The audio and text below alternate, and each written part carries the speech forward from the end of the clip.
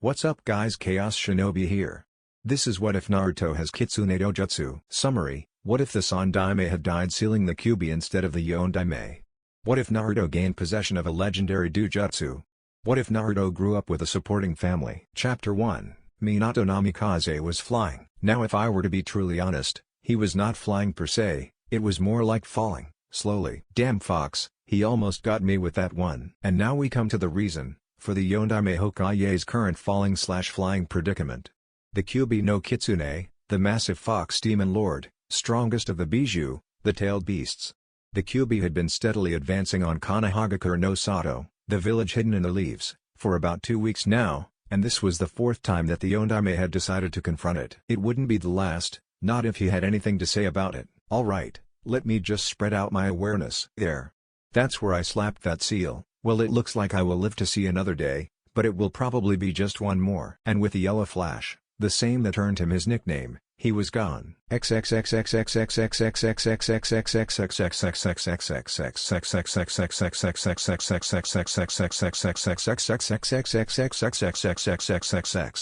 the Toad Sage was a great and feared ninja, one of the legendary 3, the Sannin, but even he and his giant ego knew his apprentice left him in the dust years ago. And now watching that very same apprentice, the Yondaime, battle the Kyuubi and watching the monster shrug off a double Odama Rasengan, the 4th's most powerful move, was nothing short of terrifying. How can it be so damn strong? Suddenly he saw a yellow flash and then felt a weight on his head, propelling him face first off the branch he had been standing on. Minato. I'm going to get you for that. If I ever find where you hid that Hiraishin seal on me, you are so dead. Come on Jiraiya-sensei, let's be honest now. You were the closest Hiraishin seal, and I had to get out of there fast. The only response from the irate Sannin was the large ball of chakra that slammed into the tree below him, knocking it over and taking the Yondaime along for the ride. Looks like we're going to do this again. Hiraishin no Jutsu. Again the flash of light, again the disappearing and reappearing. But this time, a tree was involved in the equation. After a chuckling, Jiraiya dug himself out of the ground with a mild Doden Jutsu, something his student was awful at. He went over to Minato, and got serious, well as serious as you can get talking to someone whose only part above ground was his head. It might be interesting to note that they were having this, rather childish, debate while no more than 500 yards from the strongest demon in existence, who was supposedly asleep. If one had been paying attention, and had prior knowledge of the almost godlike hearing of the King Bijou, they would have not been surprised to hear a light snickering from the Kitsune. Foxes after all, delight in trickery and mischief. Minato, there is no hope for defeating the Kyuubi, he is simply too strong. We must abandon Konoha and try to come back later.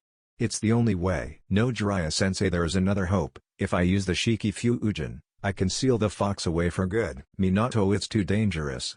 Find another way. No sensei, there is no other way. I have successfully gauged the Kyuubi's power. Using only 4 of his tails, he is more than a match for any shinobi in existence including me, and he is 9, but you're the Hokage. They need you. I have already talked to Sarutobi-sama. I told him that I would use that technique. I then told him how to do it, in case the Kyuubi should ever break free. But to prevent that, I also taught him 2 other seals, that will provide an added layer of defense. He even said he would become Hokage again if the seal is successful. Now I need to find if some child can be used as the container. I will ask for volunteers from the villagers. I hate doing this, especially to a helpless child, but it is the only way. He sighed. Let's get back to Sarutobi-sama. I need to check in on him, seeing as the Kyuubi's asleep and we learned weeks ago the folly of waking it up. Minato then looked thoughtful. He was working on a pill of some sort. With that, Minato utilized his Flying Thunder God technique and escaped the hole, grabbed his sensei, and with the yellow flash disappeared, heading towards the village. Minato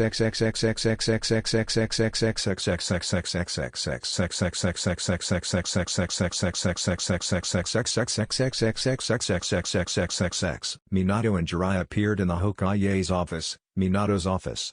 He immediately saw Sarutobi with his nose buried in a book and muttering to himself, I need this to work. If I don't, I'll never have enough chakra. What was that, Oji-san? The Sandaime Hokage, retired, looked up and almost had a heart attack. Damn it, Minato. What did I tell you about Hiraishin? God, if I find where you hid your seal in this office, I will kill you. Funny, Uro-sensei said the same thing. Damn it, Minato. Don't call me that. Sheesh, just like master like student. Minato thought, then, composing himself, He was about to ask about Kyuubi when his predecessor interrupted. The Kyuubi is about 2 days travel from here and is currently sleeping. It appears to know that we are far too weak to kill it, so it's taking its time. The mother F. The rest of what the Sandaime was about to say was cut off as a dog-masked Anbu burst in. Yondaime-sama. It's your wife, she went into labor 4 hours ago, it's not looking good.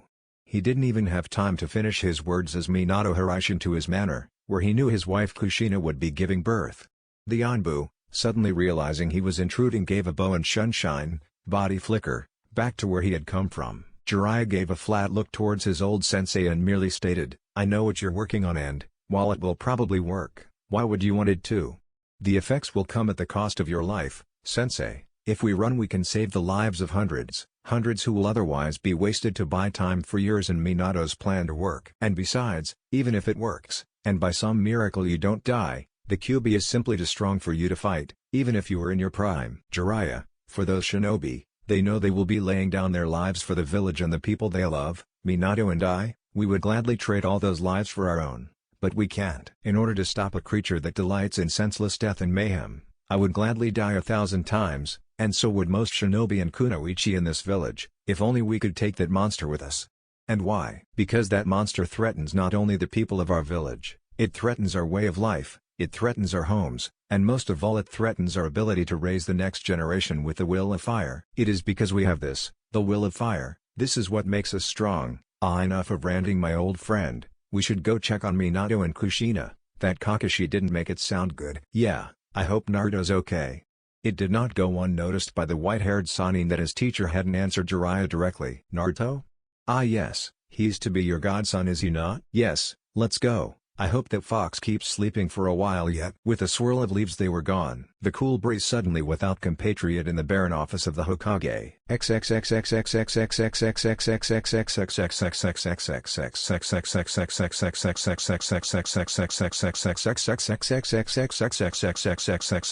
Kushina. Are you alright? Kushina? Minato was looking around frantically at the Namikaze family estate, looking for the room where Tsunade was supposed to be looking after his wife. Oh, I remember, she was in here.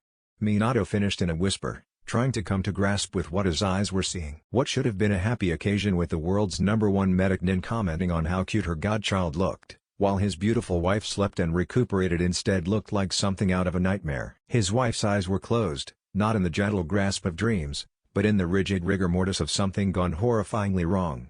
Where Tsunade of the Sannin should have been was instead a 15-year-old girl with short black hair holding his son as they both cried their eyes out. And the blood, well, Minato tried his damnedest to not notice the blood. Shizune, yes, that was the girl's name, wasn't it? Shizune? What happened? Where's Tsunade-sama?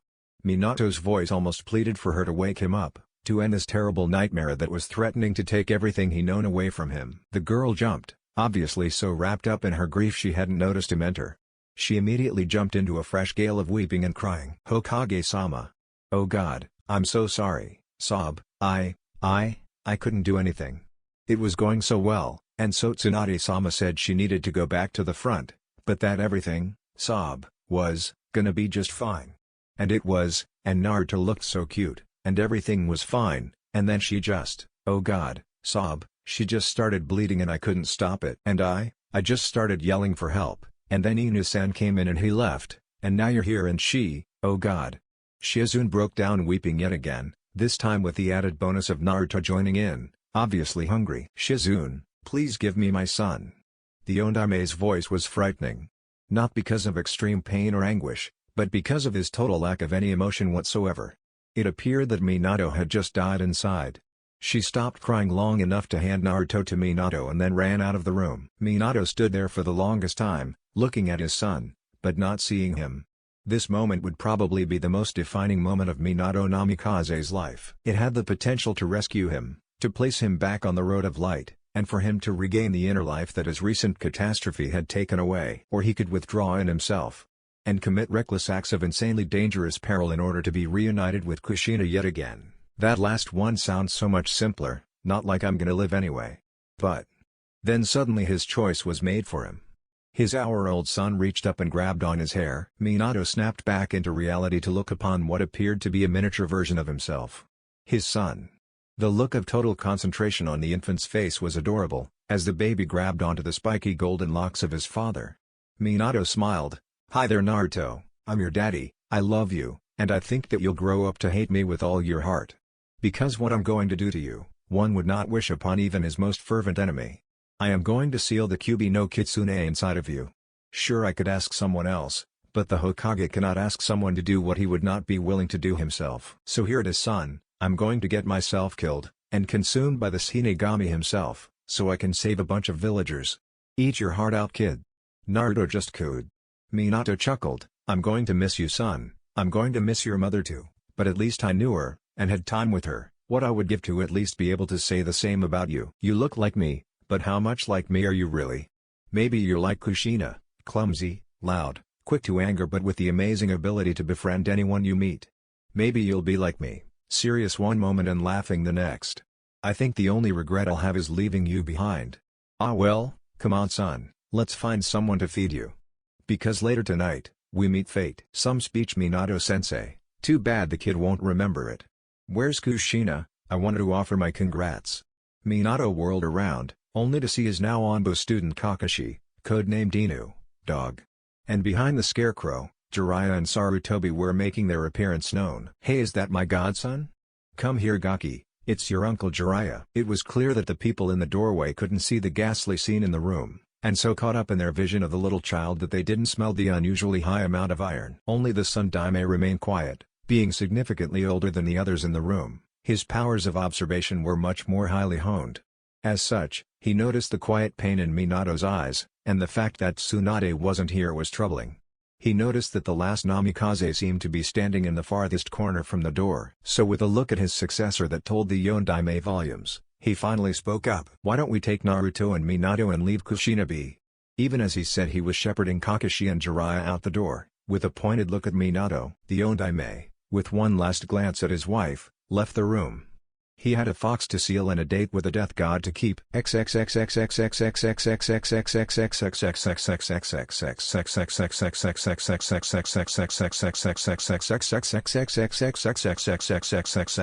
four strongest shinobi in the Leaf were currently getting ready to engage in the battle of their life, with a sleeping foe. They heard a shrill whistle and so it began. Jiraiya and Kakashi, the bait, went out and from opposing sides unleashed some fairly destructive attacks. Raiten, Reihiryu no Jutsu, lit. Flying Lightning Dragon, Doton, Numi Yuma, Swamp of the Underworld. The plan was for Kakashi to try and short-circuit the beast for a few seconds while Jiraiya would try to slow it down with the bottomless swamp, at least in theory anyway. A lightning dragon flew from Kakashi's hands, but the Kyuubi, theoretically asleep, just held up its tails and blocked the attack. And as for the swamp that was supposed to be consuming the fox, Kyuubi's aura merely grew so that the fox was doing a massive version of the water walking exercise. All without opening its eyes. "Screw this, hey fox. Wake the fuck up." The Kyuubi feigned indifference. Jiraiya grew bolder. "Hey fox, if you're afraid to fight the gallant Jiraiya I understand, maybe I'll just have to eat your babies." Kakashi looked over at Jiraiya, and even with an Anbu mask on you could tell that he was giving a what the fuck face. With Jiraiya's last insult the fox opened one eye and growled. "Mortals, you dare bring my kits into this? I will eat not only your flesh but your soul." Then the fox's eyes changed. What had once been simple vertical slit pupils and red eyes, intimidating enough, now had 9 tomos like bent fox tails around the pupil. The tomos were black, the right eye had the tomo curving in a counterclockwise direction, and the left eye had them curving clockwise. They started spinning as the Kyuubi's aura grew more and more malevolent. It looked like nothing so much as a black and red whirlpool, like looking into it would suck away your soul. Jiraiya quickly looked away. "Like what you see, mortal? This is my Dojutsu, the Kitsune. It was the first Dojutsu and all others were born from it. It is the mark of my mastery over all demon kind, and was gifted unto me by Kami himself. I was going to make your deaths quick, pathetic shinobi, but now I will make you suffer. Just as you have made me suffer, worthless tools of the Kuroi Kitsune no Hachibi." Black Fox of 8 Tails. The Sandaime and Yondaime looked on, remembering the stories about the godlike Dojutsu. Legend of the Dojutsu. A long time ago 3 ninja looking for more power had been on a journey across the land. Their names were Hiryu Hyuga, Kenshin Uchiha, and the last was merely called Sorrow. They were the original Sannin, 3 of the strongest ninja ever to exist. They lived in a time long before the existence of the hidden villages. The story goes that the three had been just walking along when they felt power levels so enormous that any lesser ninja would have been crushed. Even these three were hard-pressed to keep walking. After brief consultation they journeyed towards the source of the massive chakra. What they saw was so breathtaking that words couldn't describe it. They saw the fight between two eight-tailed demon foxes, fighting for the title of Kyuubi. They were clearly battling for dominance and titles. The story tells that the two were as different as night and day. One was as black as night and an aura of hatred and malice was rising off of him. He had scars all along his body, clear evidence of years of fighting. He should have been an awe-inspiring sight, but his aura was so foul and debased that the nin merely felt sick instead. The other was blonde, like the sun, and his aura was that of sorrow and hatred. He was clearly enraged by something, and the nin couldn't help but feel inspired by the beautiful creature. Before he knew what he was doing, the Uchiha had joined the fight.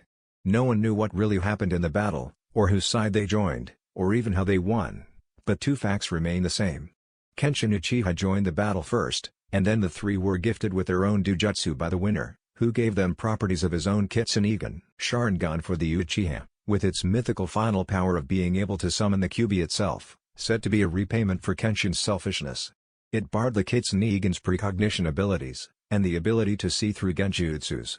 However, unforeseen abilities included the ability to copy jutsus and all the abilities of the Mangekyo Sharingan, Byakugan for the Hyuga, said to be a gift for Hiryu's piercing vision. It gave the user godlike 360-degree vision, and it sprung from the Kitsune's ability to see Tenketsu. The X-ray vision factor was not one that had been foreseen merely because the Kitsunegan did not have it. The last one, said to be almost a myth, was the Rinnegan. It was given to the man who called himself Sorrow. It gave the user the ability to use all known jutsus and sprang from the fact that demons possess all 5 chakra elements and can use almost all jutsus without hand signs. Not much is known about this Dojutsu except that some would call it strongest, after its parent of course. Sorrow would later go on to call himself the Rikadu Sennin, the Sage of the Six Paths, and he became a revolutionary of the shinobi world. It is said that the winner of the battle between the two eight-tailed foxes grew a 9th tail, and turned red. Sarutobi knew that the Kitsunegan nearly impossible to beat, especially for just the 4 of them. Minato knew it was now or never. Ninpa, Kushios no Jutsu. Ninja art, summoning technique, come on Game Ubuntu. It's now or never. Let's go. The boss frog, now summon, led Minato and Sarutobi on his back. He hopped over the forest and, drawing his sword, went to attack the Kyuubi knowing full well that he might die. But damn it, he would try to take that demon with him. Sarutobi, noticing that Minato wasn't looking, took out a pill. A pill he had been working on with the help of the Akimichi clan. It would increase his chakra 100-fold, but the cost was that it would burn up his body. He knew that right now the only one in the village with enough chakra to seal the Kyuubi would be his successor. Not anymore. I retired so I wouldn't have to deal with the hassle of this village anymore. That is supposed to be his job. I got to retire. Paperwork will never get its claws in me ever again. I'm too old for that shit, damn it. He popped the pill into his mouth at the same time swinging the staff down on his successor's head. The Ondame went out like a light. Feeling that much chakra course through him, chakra that was over 25 times as strong as him in his prime, 20 times that of his successor's current chakra, only made him appreciate the Kyuubi's power a little more. He was still only about half as strong as the beast. Game Ubuntu? I need you to hold him off while I start the Shikifu Ujin. Sarutobi? What are you doing? What did you do to Minato? I'm going to do this Jutsubuna, so just shut up and hold him off, before we all go down. As you wish, Sarutobi-san. When Game Ubuntu showed up on the scene, Jiraiya and Kakashi jumped to the relative safety of his head, where they found a Sarutobi who was glowing bright blue with chakra performing over 150 hand seals. Sarutobi-sensei? This was your plan? To take Minato's place? But why? Because the will of fire is in the younger generations, not the elder. Because it is the elder's duty to be surpassed. Because I don't feel like losing another person who has become precious to me. Because I'm tired. Because I'm way too old for this shit. But mostly?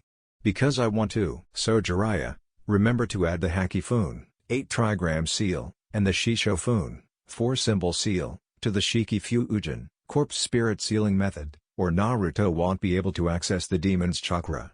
And tell Tsunade that it's not her fault. Tell her to take care of Naruto and Minato. I have a feeling she'll need it. Goodbye, old friend and pupil. With that, the Shinigami appeared behind Sarutobi and reached through him to start pulling the Kyuubi into Naruto. The demon howled, long and mournful, Not the blood-curdling animosity they had come to expect, but instead one full of mournful sorrow. "Kuroi. You took everything. And now your puppets have taken what's left." With one last smile, the former Sun Daime Hokage was taken up by Shinigami to wait in the death god's stomach until his now eternal rival could come meet him. Jiraiya summoned Bunta and grabbed his student, leaving Kakashi to take the child. "Tomorrow is going to be just another day, right?" Poor Jiraiya, he had never been so wrong. Namikaze Minato woke up with a splitting headache to the incredibly annoying sound of small birds chirping. "Kushina, go shut him up, will you? Kushina, wait, oh god." The memories of the last day flooded in. Minato jumped up, and got out of bed, only briefly wondering how he had gotten there. Looking for his son, he walked out of his bedroom, heading towards his kitchen. Stopping, he realized that that direction would take him by the delivery room. He quickly hurried down to the kitchen to be greeted with a sight so strange that it snapped him out of his near-panic state into a state of almost complete catatonia. Tsunade, legendary kunoichi of the Sannin, was breastfeeding his son. Jiraiya had obviously had an interesting reaction, because he was out cold. Kakashi was waving some smelling salts under his nose, which he probably couldn't smell anyway because of the immense amount of blood that was sprayed in two huge streams down his chest. This was his family. No, too many were missing, people, friends, lovers, that could never be replaced. His brother, Fume, dying on the second day of the attack while protecting a band of Genin that should never have been out there in the first place. His predecessor and friend, sacrificing himself last night to defeat the beast. And his wife, and best friend, dying to give birth to the container for the demon, his very own son, who is currently suckling happily on the Sannin's giant breast. Mind out of the gutter, Minato. Your wife just died, for God's sake. Ah, poor Naruto. I know it's not your fault you'll grow up without a mother. But I need to check if you're still there. Who knows what the Kyuubi might do. I heard just looking into his eyes could destroy your very soul, let alone housing him. I wonder how strong Ajisen made that seal. If I can remember right, I think he had ingested a chakra-increasing pill that made him around 10 times stronger than me. So I think he would have enough chakra to seal the Kyuubi properly. I should check though. Since I designed the Shiki Fuujin, I think I can adapt the Hiraishin to let me travel inside his head, using the seal as a medium. Tsunade broke him from his reverie. "Oh, morning Minato, how are you? I am really sorry for leaving Kushina alone last night. It's just, there were no complications, and I was needed elsewhere. I'm so sorry." "Tsunade, I know you were doing what I was doing, we were looking after the village. It's my fault as much as yours. If I was there I could have done something. But we weren't, and it will do neither us nor the village any good if we keep moping about. The thing for me to do now is to be there for Naruto, unlike I was for his mother." He even tried to put on a smile, a kind of sickly pale one, but a smile nonetheless. Tsunade nodded, astounded at the maturity displayed by the 25-year-old Yondaime. "Ah, Jiraiya, he is truly a genius, to be so mature even after studying under you. Wait, what is he staring at? No way, he wouldn't dishonor Kushina like that. He must be staring at Naruto." "Yes, definitely at Naruto." "Minato, would you like to hold your son?" she prompted, seeing as how Minato seemed to be lost in his thoughts again. Oh yes. I must go inform the villagers and the shinobi of Kyuubi's defeat and Sarutobi-Ochizin's sacrifice. I should probably inform them of Naruto's tenant, although that should at least wait until I have checked him out." "Are you going to tell them Naruto is your son? And are you sure it's a good idea to inform the villagers about his prisoner? Wouldn't it be easier to inform them that the Sun Daime had killed the Kyuubi? Do you think the villagers won't simply think the Kyuubi's controlling you through him?" "Have faith in the village, Kakashi. They will know that Naruto is my son, and they will treat him accordingly." "What, with fawning and ass-kissing? Aren't those the sort of things the Namikaze were famous for hating? What would your brother Fune say? And besides, maybe they'll decide to do you a favor by offing the child and restoring your mind." Jiraiya had apparently woken up and, following the spirit of the moment, decided to throw his wholly unasked for 2 cents in. Namikaze Minato, meaning port, Namikaze, which can be broken down into Nami, waves, and Kaze, wind, so basically port in the storm. His brother's name, which I have decided is Namikaze Fune meaning boat, means boat in the storm. That is enough. Naruto will be respected and praised for the burden he was chosen to carry, not hated because he is a monster. And besides, we have no idea why the Kyuubi attacked our village, so before we can follow through with any of this, first we must speak to my son's tenant. Now to say that the rest of the people in the room were shocked would be like saying ouch when your arm just got cut off, It was a gross understatement, but sometimes there's nothing else you can say. The rest of the people in the room were shocked. It literally looked like the Yondaime had pulled one of his many Raiden jutsu out of his arsenal and unleashed it on the unsuspecting people of his family. And not a little one like a Raiden, Hekureki Dageki no Jutsu, Lightning Release, Thunder Shock Technique. I'm talking at least a Raiden, Beizurei Hiryu no Jutsu, Lightning Release, Multiple Flying Lightning Dragons Technique. Predictably, the always calm and collected Kakashi recovered first. And how, pray tell dear sensei, are you going to do that? I will adapt the Hiraishin, using Naruto's seal as the medium, and manipulate space-time to place me inside a physical manifestation of his conscious mind, where the Kyuubi resides. Collective sweat drop. Wow, wasn't expecting an answer that would actually make sense. I was expecting more of a, I will chop the kid's head open and see if his brain is red. If it is, he's the Kyuubi. If not, oh shit. Jiraiya Rosenin. You really are a weird guy, you know that, right? And no one, not even in jest, threatens my child. Got it? And just like that, the mercurial mood of the Yondaime Hokage surfaces. Smiling, laughing, crying one second, threatening, fighting and people dying the next. That had always been the way Minato was. Hey, don't make me have to beat some sense into Yugaki, I'm the kid's godfather. And I will be his Aniki. Ah yes, the genius, who was also son of geniuses and who was trained by the greatest genius of the leaf, managed to say this little tidbit of information while giggling perversely and staring at Tsunade. I know he feels bad about Obito, but he didn't have to become him, and besides, his Aniki? What the fuck is with Kakashi? How can he be the kid's uncle if he never shows any emotion? And just fucking great, now he has a family of perverts. Thought Minato. Face it, Minato, we're your family. So you're going to have to put up with some minor idiosyncrasies and death threats because you love us. Remarkably insightful coming from a woman who was participating in what some might call the most idiotic cycle ever witnessed by mankind. She was choking Kakashi under one arm and Jiraiya under the other for being perverted and giggling. This was causing them to be even more perverted because they were getting a full frontal view of the legendary Tsunade's legendary knockers. This was causing her to then choke them harder for being perverts and bleeding all over her good shirt. What morons. Minato looked up out the window at the sky and wished that the bright blue expanse could try and be a little more depressing. He knew that he was just wasting time, but he still felt like the sky should weep. Too bad even being here is a delaying tactic. So much to do, but if I leave this house, if I go into the delivery room, if I hold my son, it all goes. This feeling of security I've surrounded myself with will be shattered, and I don't want to have to leave my bubble of safety. But I will, because it's my dream. It's part of my job as Hokage, and most importantly it's for Naruto. Naruto Namikaze, my son, my legacy, and the great hero of our village. Broken from his reverie once again, he looked up, only to find that this time it was his son, who, his appetite satiated and his food source gone, decided to go with all baby's third favorite thing, crying until someone cared enough to shut him up. Tsunade immediately went over and comforted the child, all the while muttering about how certain Urobeka's better not pervert her godchild or there would be hell to pay. Surprisingly, it was Jiraiya that asked what the three non-Namikazes were all thinking. So Minato, what's next? I know how you feel, hell we all feel it. But Kushin is gone, and as much as we will all miss her, and trust me my heart weeps, you have a son and a village to take care of. What next? What are we going to do? First you three announced to the village that tomorrow is a day of mourning.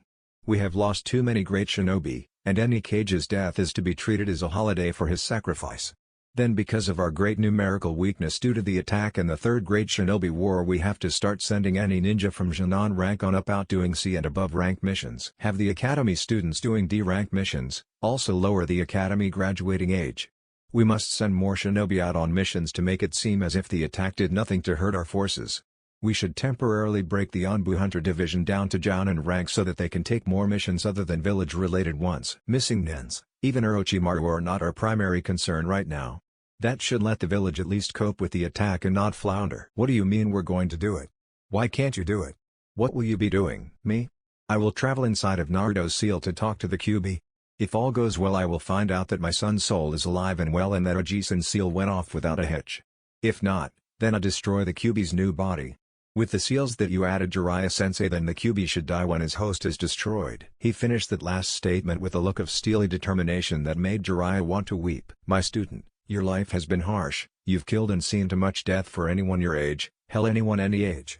And yet you're still that same optimistic gaki that inspired everyone to give you the job of Hokage at the age of 25. You truly are Konoha's #1 unpredictable ninja. Alright Minato, however, I still think that informing the villagers of the Kyuubi's current state is not a good idea. Well then Kakashi, you don't have to be there when I do it.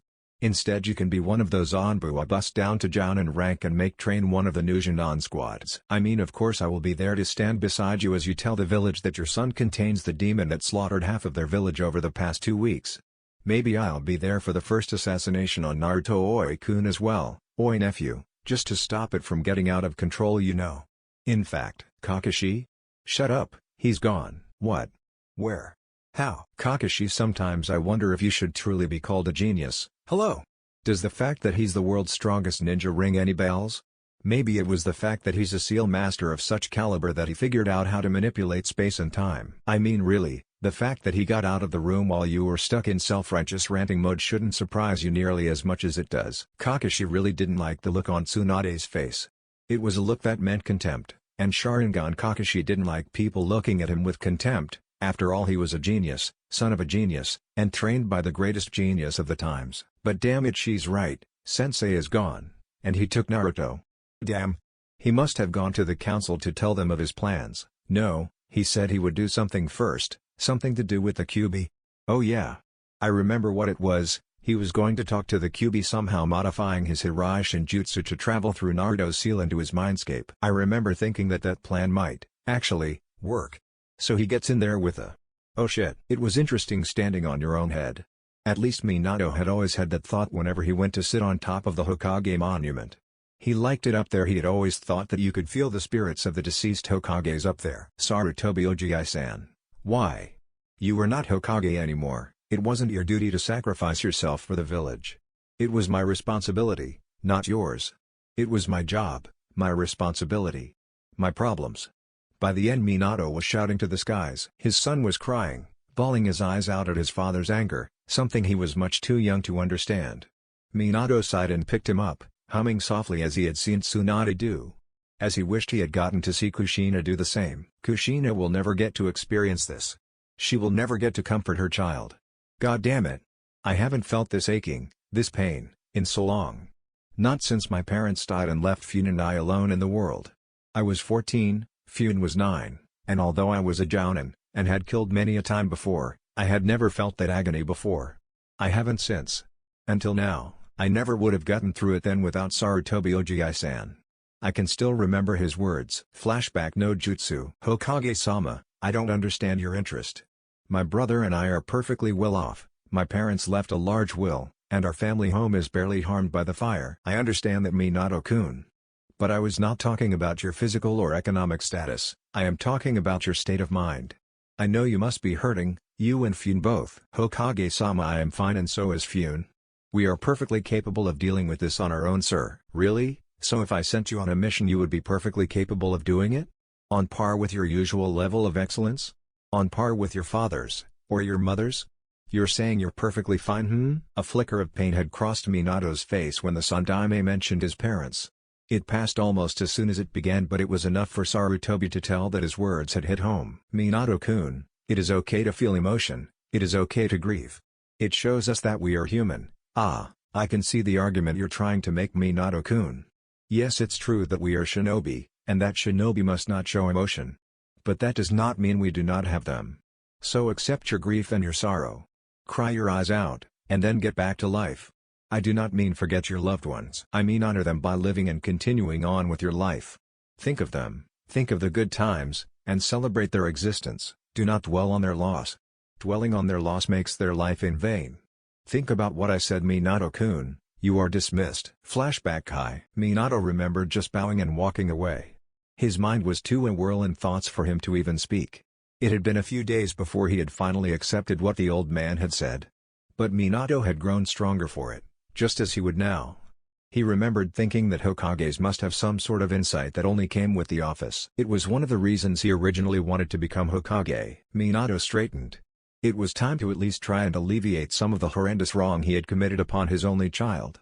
With a tender look he considered his son. Alright Naruto, let's see what we can do about that tenant of yours. With that Minato started put up a protective barrier, his own personal favorite. It was created from 5 seals placed in a pentacle shape. After that Minato flashed through 15 hand seals and then called out the name of his creation. Makatawa Kanmon Fuin no Jutsu, Space-time distortion barrier seal technique. A bubble appeared on top of the fourth Hokage's head. From the inside all it looked like was that there was a light yellow sheen on a solid blue chakra wall. From the outside, it looked like there was nothing there. Like they had disappeared off the map. They hadn't, of course, it was just the result of a highly sophisticated barrier technique that took the space around the bubble and bended it so that it appeared as if it weren't there. It also sped up time inside the bubble by about twice as long, so that theoretically if one were to spend 2 days in there, only one in the real world would pass. It also completely erased the people inside's chakra signatures, making the bubble impervious to all sorts of tracking. Basically, if you're in it, you're safe, impotent, but safe. Alright, so Kakashi and Jiraiya will handle the day of mourning announcement, and the village elders won't be able to demand to see me for about that long due to aforementioned announcement. So it looks like we have 2 days, buddy, to figure out your seal and how to get through it. Let's get started. 3 seconds pause. God damn it, I knew I forgot paper, food and all other necessities. I should try and do this really quickly, and then go get ramen. Naruto smiled and imitated his father, squeaking out something that sounded dangerously close to ramen. Thank God I brought that ramen storage scroll, I never would have survived without it. I do believe it's probably not healthy for Naruto to drink ramen broth from his bottle, but he ran out of milk yesterday. Ah well, time to finish up my brand new teleportation jutsu. He was still sitting on top of his own head, in the bubble. Minato estimated that he had been in there about 8 hours in the real world. He sighed and looked around. There were papers strewn around all over the top of his head. He then looked at Naruto. Minato pulled out a small scroll of paper with a lot of intricate writing on it. Placing the scroll face up on Naruto's stomach, he cried out, Shikikato Kai no Jutsu, Corpse Spirit Gate Release Technique. A flash of light and the Yondaime disappeared into the now strangely quiet infant. Somehow he reappeared inside a blank quiet room holding the same infant whose mind he currently was invading. Upon further investigation he saw that one side of the room was a cage with the word Fuuin on the bars. Inside the gate sat 2 small foxes. One was golden, 3-tailed and frolicking around happily, the other was a red fox that was looking on at the other fox in what could only be expressed as mind-numbing pain, if such an expression can be applied to a vulpine face. The red fox turned around, its 9 tails whipping behind it as it grew. The other fox, obviously a demonic illusion of some sort, disappeared behind the growing bulk of the Kyuubi no Kitsune. Mortal. What is it you wish, you? You were the pack leader of this pathetic village, you were the white-haired one's accomplice. You designed this seal. Cursed tool of the Kuroi Kitsune no Hichibi, why do you come here? I am Minato Namikaze, the Yondaime Hokage of the village of Kanahagakour, and I am Naruto Namikaze's father. Yes, I sealed you in my own son. I placed the welfare of myself and mine kin below that of the village, probably not something you would understand, demon. I have lost many close to me because of you, and now you are going to answer my questions. Why did you attack here, and who is the Kuroi Kitsune no Hichibi? Minato's furious query was met by derisive laughter that sent Naruto's mind projection crying. Bah, curse tool, you surely jest. You ask who the Kuroi Hichibi is. You are his tool, are you not? What do you mean? I am no one's tool. Answer me, fox, I am in no mood for your tricks, demon. I attacked your pathetic village because your ninjas killed my son, filthy tool. My only son, who had been so proud at obtaining his 4th tail, and you killed him. By the time I got back to my den, my son was dead and my daughter had fled. Around him were hundreds of piles of rocks that might have been people, and a black-haired man with a leaf forehead protector who reeked of snakes and fox. Not merely any fox, but my eternal rival, the Kuroi Hichibi. He left and told me I could find him at Konoha and then left in black flames.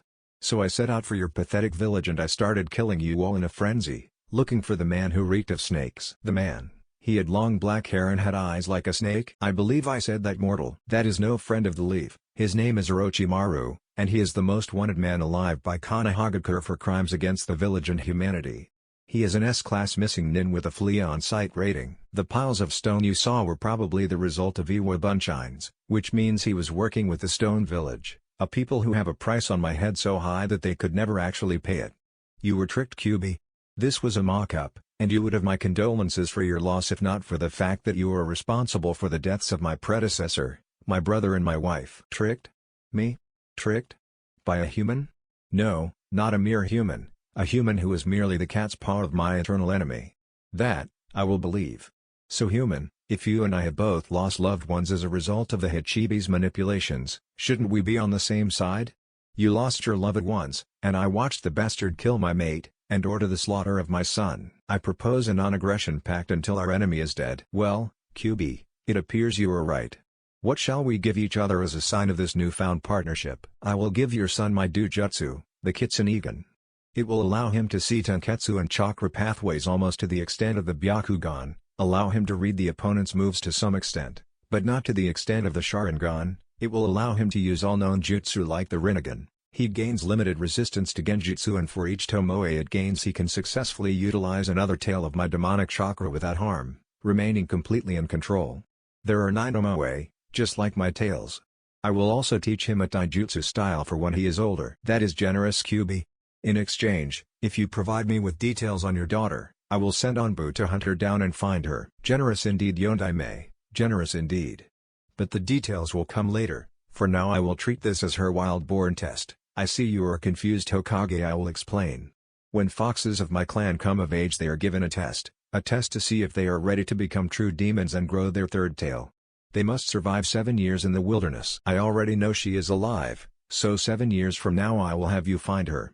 Now mortal, come over here so we may sign off on our bargain." Minato walked closer to the QB's cage, where the fox had shrunk down to a more manageable size.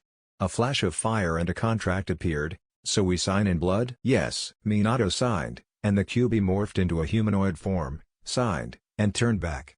Noting Minato's eyebrow raise, he explained that the humanoid form is something that Kitsune Yoko gain on their wild-born awakening. "Now leave, mortal. I will train your son in his Mindscape as soon as he awakens his Kitsune, not before." The Yondaime nodded, and in silence teleported out of his son's Mindscape. Minato Namikaze, Yondaime Hokage of the village hidden in the leaves, sat on his couch in his office staring at the ceiling. Now some may argue that this is not fitting behavior for a leader of a village as big as Konoha.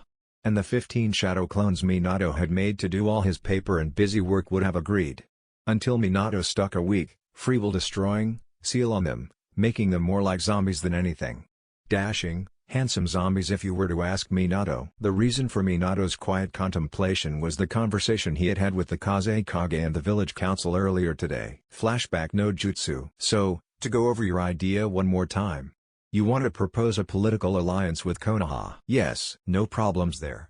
So to cement your proposed alliance, you wish to marry your 5-year-old daughter, to my 4-year-old son." "Well, not married yet, merely betrothed until your son comes of age, or becomes a Chunin." "Well, I'm not one for arranged marriages, but, Yondaime-sama, if I may interject, I don't think we can trust something this important to Ida." Living up to his name, even without his technique, Minato was at his councilman's throat in a second. In a deadly whisper he started declaiming, "My son is no demon, and I told you years ago that the QB was manipulated into the attack. Now, if you continue to try to weaken my position in front of potentates from foreign villages, I will have you tried for treason and gross malfeasance. I will then personally execute you for insulting my family's honor, something which I believe the Hyugas or Uchihas would have no trouble for killing you, so you can count their protection out.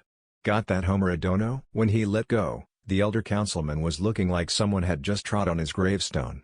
Minato turned away, outwardly satisfied but inwardly seething. "So Tsubasa-san, as I was saying, I am generally not one for arranged marriages, but since our offspring get along so famously that I actually believe they could be happy together, I approve." "Well said, Minato-san, well said," commented Fugaku Uchiha, not even looking at Minato, but instead at the other student of the Sannin Jiraiya. "Agreed," said Hiyashi Hyuga, looking at his rival and other former Genin team member with barely veiled fury. Flashback Kai. So the two had signed a deal that would send Temari to live in Konoha 6 months out of the year every year, and Naruto to live in Suna for 6 months every year until they came of age to enter the academy.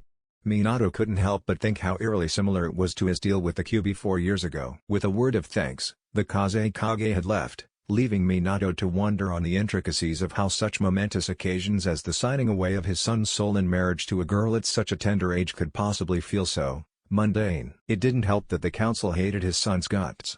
In fact, half of them believed the fact that Naruto looked like the Yondaime was merely more proof that the demon has taken over, and was subtly influencing Minato by pretending to be the son that had supposedly died during his mother's complicated childbirth. He wouldn't have minded if the object of their hatred had been anyone but his own son. Not for the last time he cursed the village that he gave his all for. If only Kakashi hadn't been right, life would have been so much easier. He hadn't been too busy pondering to notice the calculating looks on his former Genin squad members' faces though. Fugaku and Hiyashi, His once best friends, they had inherited their clans' hatreds for each other. Obviously they were plotting something, and as the two biggest clans of the village, whatever they would be planning would be big. On the other hand, however big, no trouble the clans could cause could match up to the trouble he was sure his 4-year-old son was getting into right now. Naruto laughed as he ran down the street, oblivious to the looks of hatred and jealousy. He was happy that he had managed to outwit the Anbu that his father had keeping an eye on him. He didn't know why he had Anbu tailing him in his own home, but he chalked it up to the fact that he was the Hokage's son and his father might have enemies somewhere. It had been easy enough to escape the Anbu, well, easy for a kid like him. All he had to do after all was go to the bathroom, use a stink bomb and escape out the window by using chakra to stick to the wall of the house. Relatively easy stuff for a prodigy child who was related to 4 of the greatest ninjas of all time. Well, only one if you just count by blood, but Kakashi, Aniki, Jiraiya, Oji-san, and Tsunade, Oba-san, were all great ninjas. Suddenly Naruto got a chill like something life-changing had just happened. It was kind of like someone had just taken his soul. He looked around, then, satisfied that there were no immediate threats to his person, he kept moving. I'll have to thank her Aniki for letting me learn the tree climbing exercise, even if it was only by accident. I've been training that since I learned what chakra is and I can still only manage about 6 steps. I think I only have about 10 minutes before the Anbu check on me again. I really need to learn that cage bunshine thing that Dad uses to do everything. I could totally sneak out and only Uraniki's Sharingan could tell the difference, and he wouldn't tattle because I know where he hides his books. Naruto knew where he was headed, to the park, to meet his only friends. Oblivious to the reason for the hatred and jealousy of those around him, he thought that he wasn't a very likable person, and cherished the few friends he had. His main problem was that the friends he was meeting today weren't even from Konoha, they were from Suna. Yes, it was the elder 2 San siblings, Tamari, age 5 and Kankuro, age 7. However, when he got to the park that was reserved for the upper class of Konoha, not out of any sort of discrimination, but because of security reasons he immediately noticed something was wrong. This particular observation did not require a genius to make, although Naruto was indeed a genius. Instead it stemmed from the fact that the Chunin-level security guards were busy fighting a Nukenin that had to be a Jounin, from Kuza, grass, if the headband was any indication. Naruto's febrile mind immediately noticed several things about the scenario. 1. The Chunin were almost gone, there were around 4 of them and 2 were dead, 1 was trying to stuff his intestines back in his body, and the last had several cuts all over his body, obviously he wouldn't last much longer. 2. The Jounin was at about half strength, and had several cuts that were slowing him down. He had obviously not counted on the amount of guards that were there. 3. Kankuro and Tamari were shell-shocked from watching their bodyguards get cut down in front of their eyes. 4. It was obvious that the San siblings were being targeted here. 5. The Jounin was unaware of Naruto's presence. 6. Naruto's own strength was low Genin level at best at the tender age of 4. 7. He was no match for the Jounin in straight combat, but since he had very little chakra signature he could probably sneak up on him. In the 2.34 seconds it took for the 4-year-old to analyze the data that had presented itself to him and come up with the best possible plan for the scenario. The Jounin had finished off the last Chunin and was heading for the children. He had let his guard down though. He wasn't aware of the situation and it looked like he was enjoying the fear from the children. What a fucking sicko, getting his jollies off on little kids' fear. Oh yes, Minato would not like what Kakashi and Jiraiya had unknowingly been teaching Naruto. Whispering to himself, Naruto tried to psych himself up for what he knew would probably be his first and last real fight. Alright, 2 shuriken to the backs of the knees, Aniki said. That is a place that will incapacitate if struck quickly and strongly. As he spoke he followed suit, throwing 2 shuriken faster than a 4-year-old should be able to. It would have worked had his now fiancée hadn't gasped at the sight of her friend suddenly jumping out and attacking the man. He saw her gasp, and spun around in time to notice the shuriken. All he did was stick up one steel-toed boot-clad foot and dispassionately let them bounce off. His dispassion faded as he noticed the fact that the attacker was one spiky-haired blue-eyed namikaze Naruto. Ho ho ho, it appears I will be getting double the gain for this little kidnapping escapade.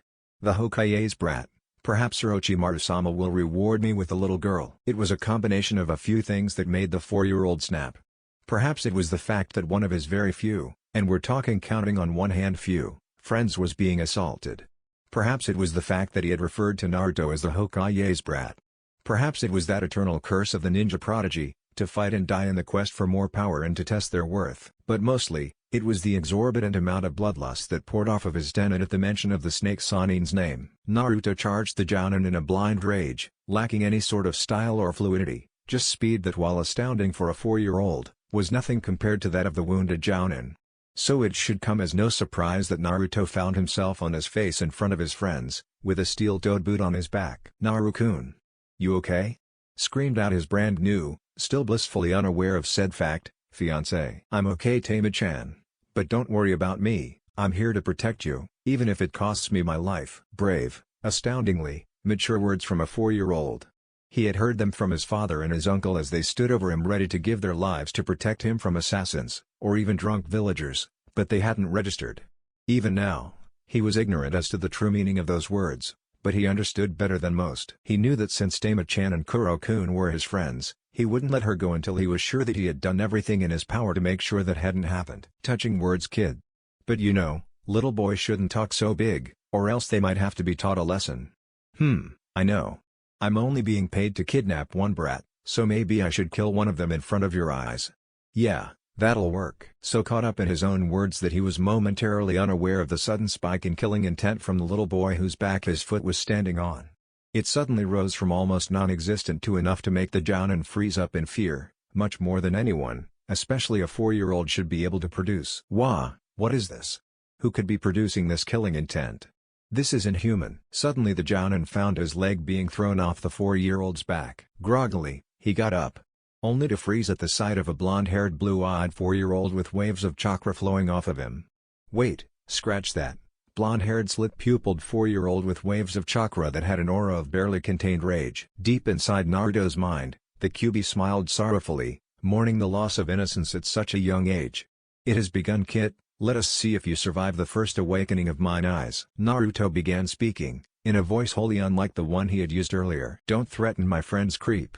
I'll kill you." And with that he disappeared, reappearing in less than a blink of an eye, feet braced on his opponent's chest with both tiny clawed hands on his opponent's throat. The Jounin could tell that this thing was an entirely different foe from the half-trained brat he had fought mere seconds before. This was something that could kill without mercy. The ex-Kuzunin was speechless. He was staring into eyes that looked like they were about to pull out his soul. The iris was deep purple.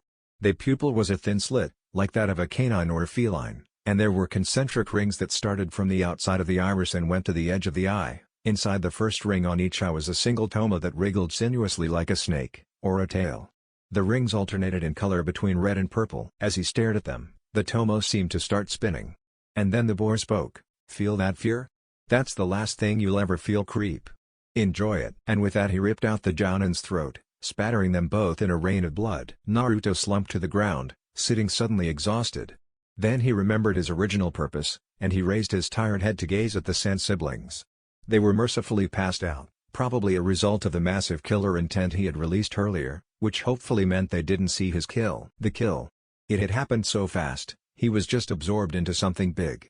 Something happened and Naruto didn't understand what it was.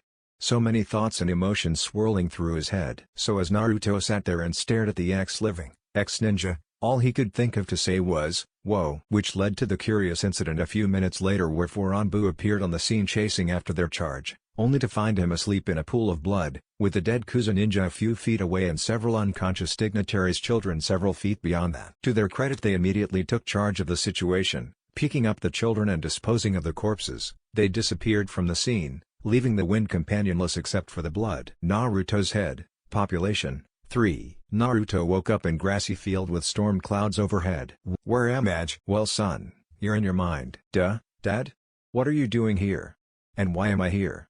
And what do you mean inside my mind?" "Well Minato, it appears that your son is still inquisitive despite what happened." "That's good, very few remain themselves after their eyes awakening." "Who? What are you?" Naruto took stock of his surroundings again. He was still in a grassy plain with storm clouds rumbling ominously overhead. On one side of him was a large wall made of iron bars with the kanji for seal on it. His father was sitting next to him, and what Naruto saw in the cage made him jump onto his father's lap for comfort. A giant yellow fox, with 8 tails, and red slit-pupiled eyes that had concentric rings and 8 tomo in the first ring. All in all quite the scary creature. "Naru-chan, we are in your mind. You're here because you're unconscious and I'm here because I have a special jutsu that lets me in." "Daddy, why is there a giant blonde fox in my brain?" Naruto had returned to normal 4-year-old vocabulary at the sight of the giant demon. The Kyuubi, scratch that, Hachibi now, sweat dropped, and then sulkily replied, "But I'm a red fox." "Actually QB, you aren't a QB anymore, so I guess that would explain your color change. You told me that the red color and the ninth tail are symbols of your status as the QB. So since Naruto absorbed one of your tails, you are only a Hichibi, thus your return to your supposed original blonde color." Naruto, who had started looking scared as soon as his dad had mentioned the name QB, and then grew progressively more terrified at each utterance thereafter, finally spoke up. "KY, QB? Daddy. You told me the Sun Daime defeated him. But he's in my brain. What is going on?" "Naruto, let me explain first from the very beginning. 4 years ago a great tragedy occurred. This monumental occurrence caused a ripple effect of many other tragedies." Seeing the expression on his son's face, he sighed. Naruto's brain apparently wasn't operating to his usual standards. He guessed fright will do that. Basically, something bad happened, and that one bad thing caused a lot of other bad things to happen. "Oh, okay Dad." This first and most terrible event was when one of the greatest traitors of Konoha, Orochimaru, your Uchiha-san and Ba-san's other teammate from long ago, attacked the den of the Kyuubi no Kitsune, Lord of the Demons. He had help from the Kyuubi's lifelong enemy, the Kuroi Kitsune no Hachibi. They then slaughtered Kyuubi's son, and forced his daughter to flee. He was wearing his Konoha forehead protector, because he used to be one of us, and the Kyuubi assumed that he represented Konoha, and attacked us thinking we were all his enemy's tools. "Minato-san, before we go any further I believe I must clarify, I am no longer the Kyuubi, that is a title reserved for the Lord of Demons, which is no longer me, because I am merely an Hichibi. So you may call me by my name, I am Gokitsu, the Go-rooted Kitsune no Hichibi, for now. Arigatou gozaimasu, Gokitsu." "Shall I continue, Naruto?" "Hi, father." Minato smiled. It was obvious he had regained some of his composure after hearing that Gokitsu was not a bloodthirsty monster. "Anyway, he came within the range of Konoha's scouting forces, and we moved forward to recon. However, Gokitsu slaughtered all but one of our forces, and so we moved to engage him wholesale. For 2 whole weeks we attacked him again and again, losing about 40% of our shinobi forces. I myself engaged him upwards of 4 times, all for naught. He was simply too powerful. So I came up with a desperate gamble, something that was wrong on so many levels, but right on the one level that mattered the most, to sacrifice myself to seal the demon, no offense Gokitsu-san, inside a newborn child." Minato grimaced as he saw what the effect his words were having on his son's febrile mind. Naruto's expression said it all. The faint comprehension, as he understood the words on a surface level, then the shock and the horror as they finally sunk in. His father had meant to sacrifice himself to seal a demon into Naruto, leaving him all alone. "You were going to leave me all alone? You were going to be just like mommy? How could you do that? And if you meant to sacrifice yourself, how come you're still alive?" "Naruto, I know this is hard for you, I have given you every reason to hate me, but please try to understand. When you become Hokage, you swear on your honor, on your soul, on your life, liberty and love that you will do whatever it takes to protect the village, because that's what being Hokage means. I had just lost my brother, and my wife, your mother, and I myself was about to die. I was about to kill myself for the sake of the village, and I had never felt worse about my dream to become Hokage. If knowing back then what I know now, I'm not sure if I would have made the same choice. But I didn't, though I did know this. As Hokage I had only one thing left in the world that I could possibly give to the village, and damn it all if the only one thing that was needed was just that. My son. Yes, you, Naruto. But I was given a second chance. Sarutobi-sama. Sarutobi-sama gave me a chance to right the wrong I was about to commit by condemning an innocent child to suffer at the hands of the very villagers he was supposed to protect. I got to make sure that you have at least one person who cares, and by extension, you have 3 more. Dad, I know you. Even if you knew then what you know now, you still would have made that choice. But, that's the Hokage's job, and if I want to be Hokage too, how can I hate you for that?" Astounded at his son's maturity, the only response he had was nonverbal. He hugged Naruto as hard as he could, silently weeping, astounded at the caring in his son's soul. Thank you Naruto-chan. Thank you my son." Cough, cough, cough. While a tearjerker this may be, we're getting distracted. Although if one were to look, they would have noticed several tears on his muzzle, dreaming of his own son, so recently dead for a demon that was thousands of years old. "Don't cry Gokitsu Aniki, it's all right." Minato smiled, his beloved's unique magic lived in Naruto to this day.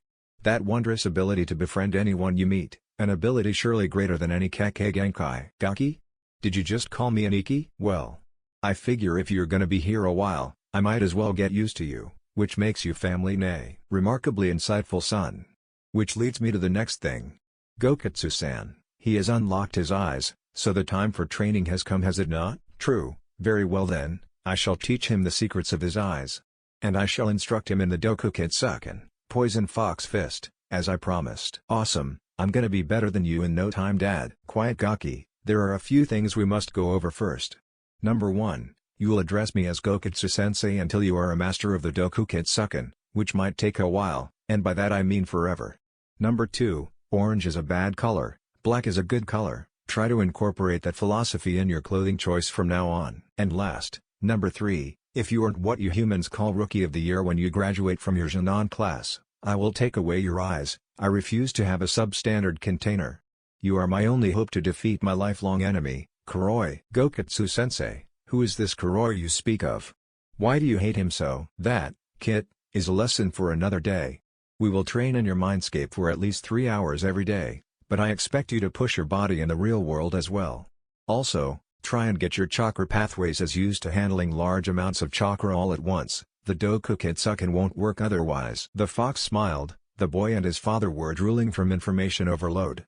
One last thing to push him over the edge, he thought, as well. I'm expecting lots of children in the future because, remember, you're engaged to my daughter as the new Demon Lord. Naruto passed out as well as one can in one's own mind, leading to him waking up. Well, I guess that's my call to go, Gokutsu-san. Thank you, this has been a good time for me. Although I don't know how Naruto's gonna get around having 2 fiancées. One woman is bad enough, 2 will be. Both males shuddered, united in their pity. Then Minato disappeared, with one last sorrowful salute. It has been good for me as well, Minato-san, very good.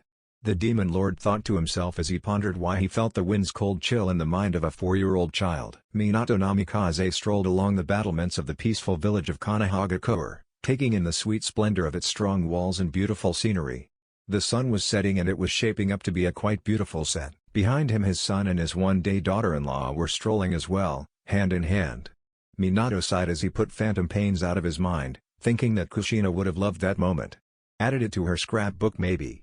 It would be refreshing to have a good memory of Naruto in the coming years. Kami alone knew how many of those came around, very few even when Temari was around, and almost none when she wasn't. Naruto's days were spent inside the clan compound, being trained by an Anbu, 2 cage-level ninjas intermittently and a demon fox of unimaginable power who focused mostly on taijutsu. The good news was that while Naruto was on the way to mastering the second kata of the Dokuketsuken, which because it involved projecting demonic chakra into opponents, much like Minato's old teammates Juken, consequently making him rather good at chakra control, and had high Jounin level chakra even without the Kitsune active, he was effectively a loner, although not out of choice, and none of his friends were Konoha natives.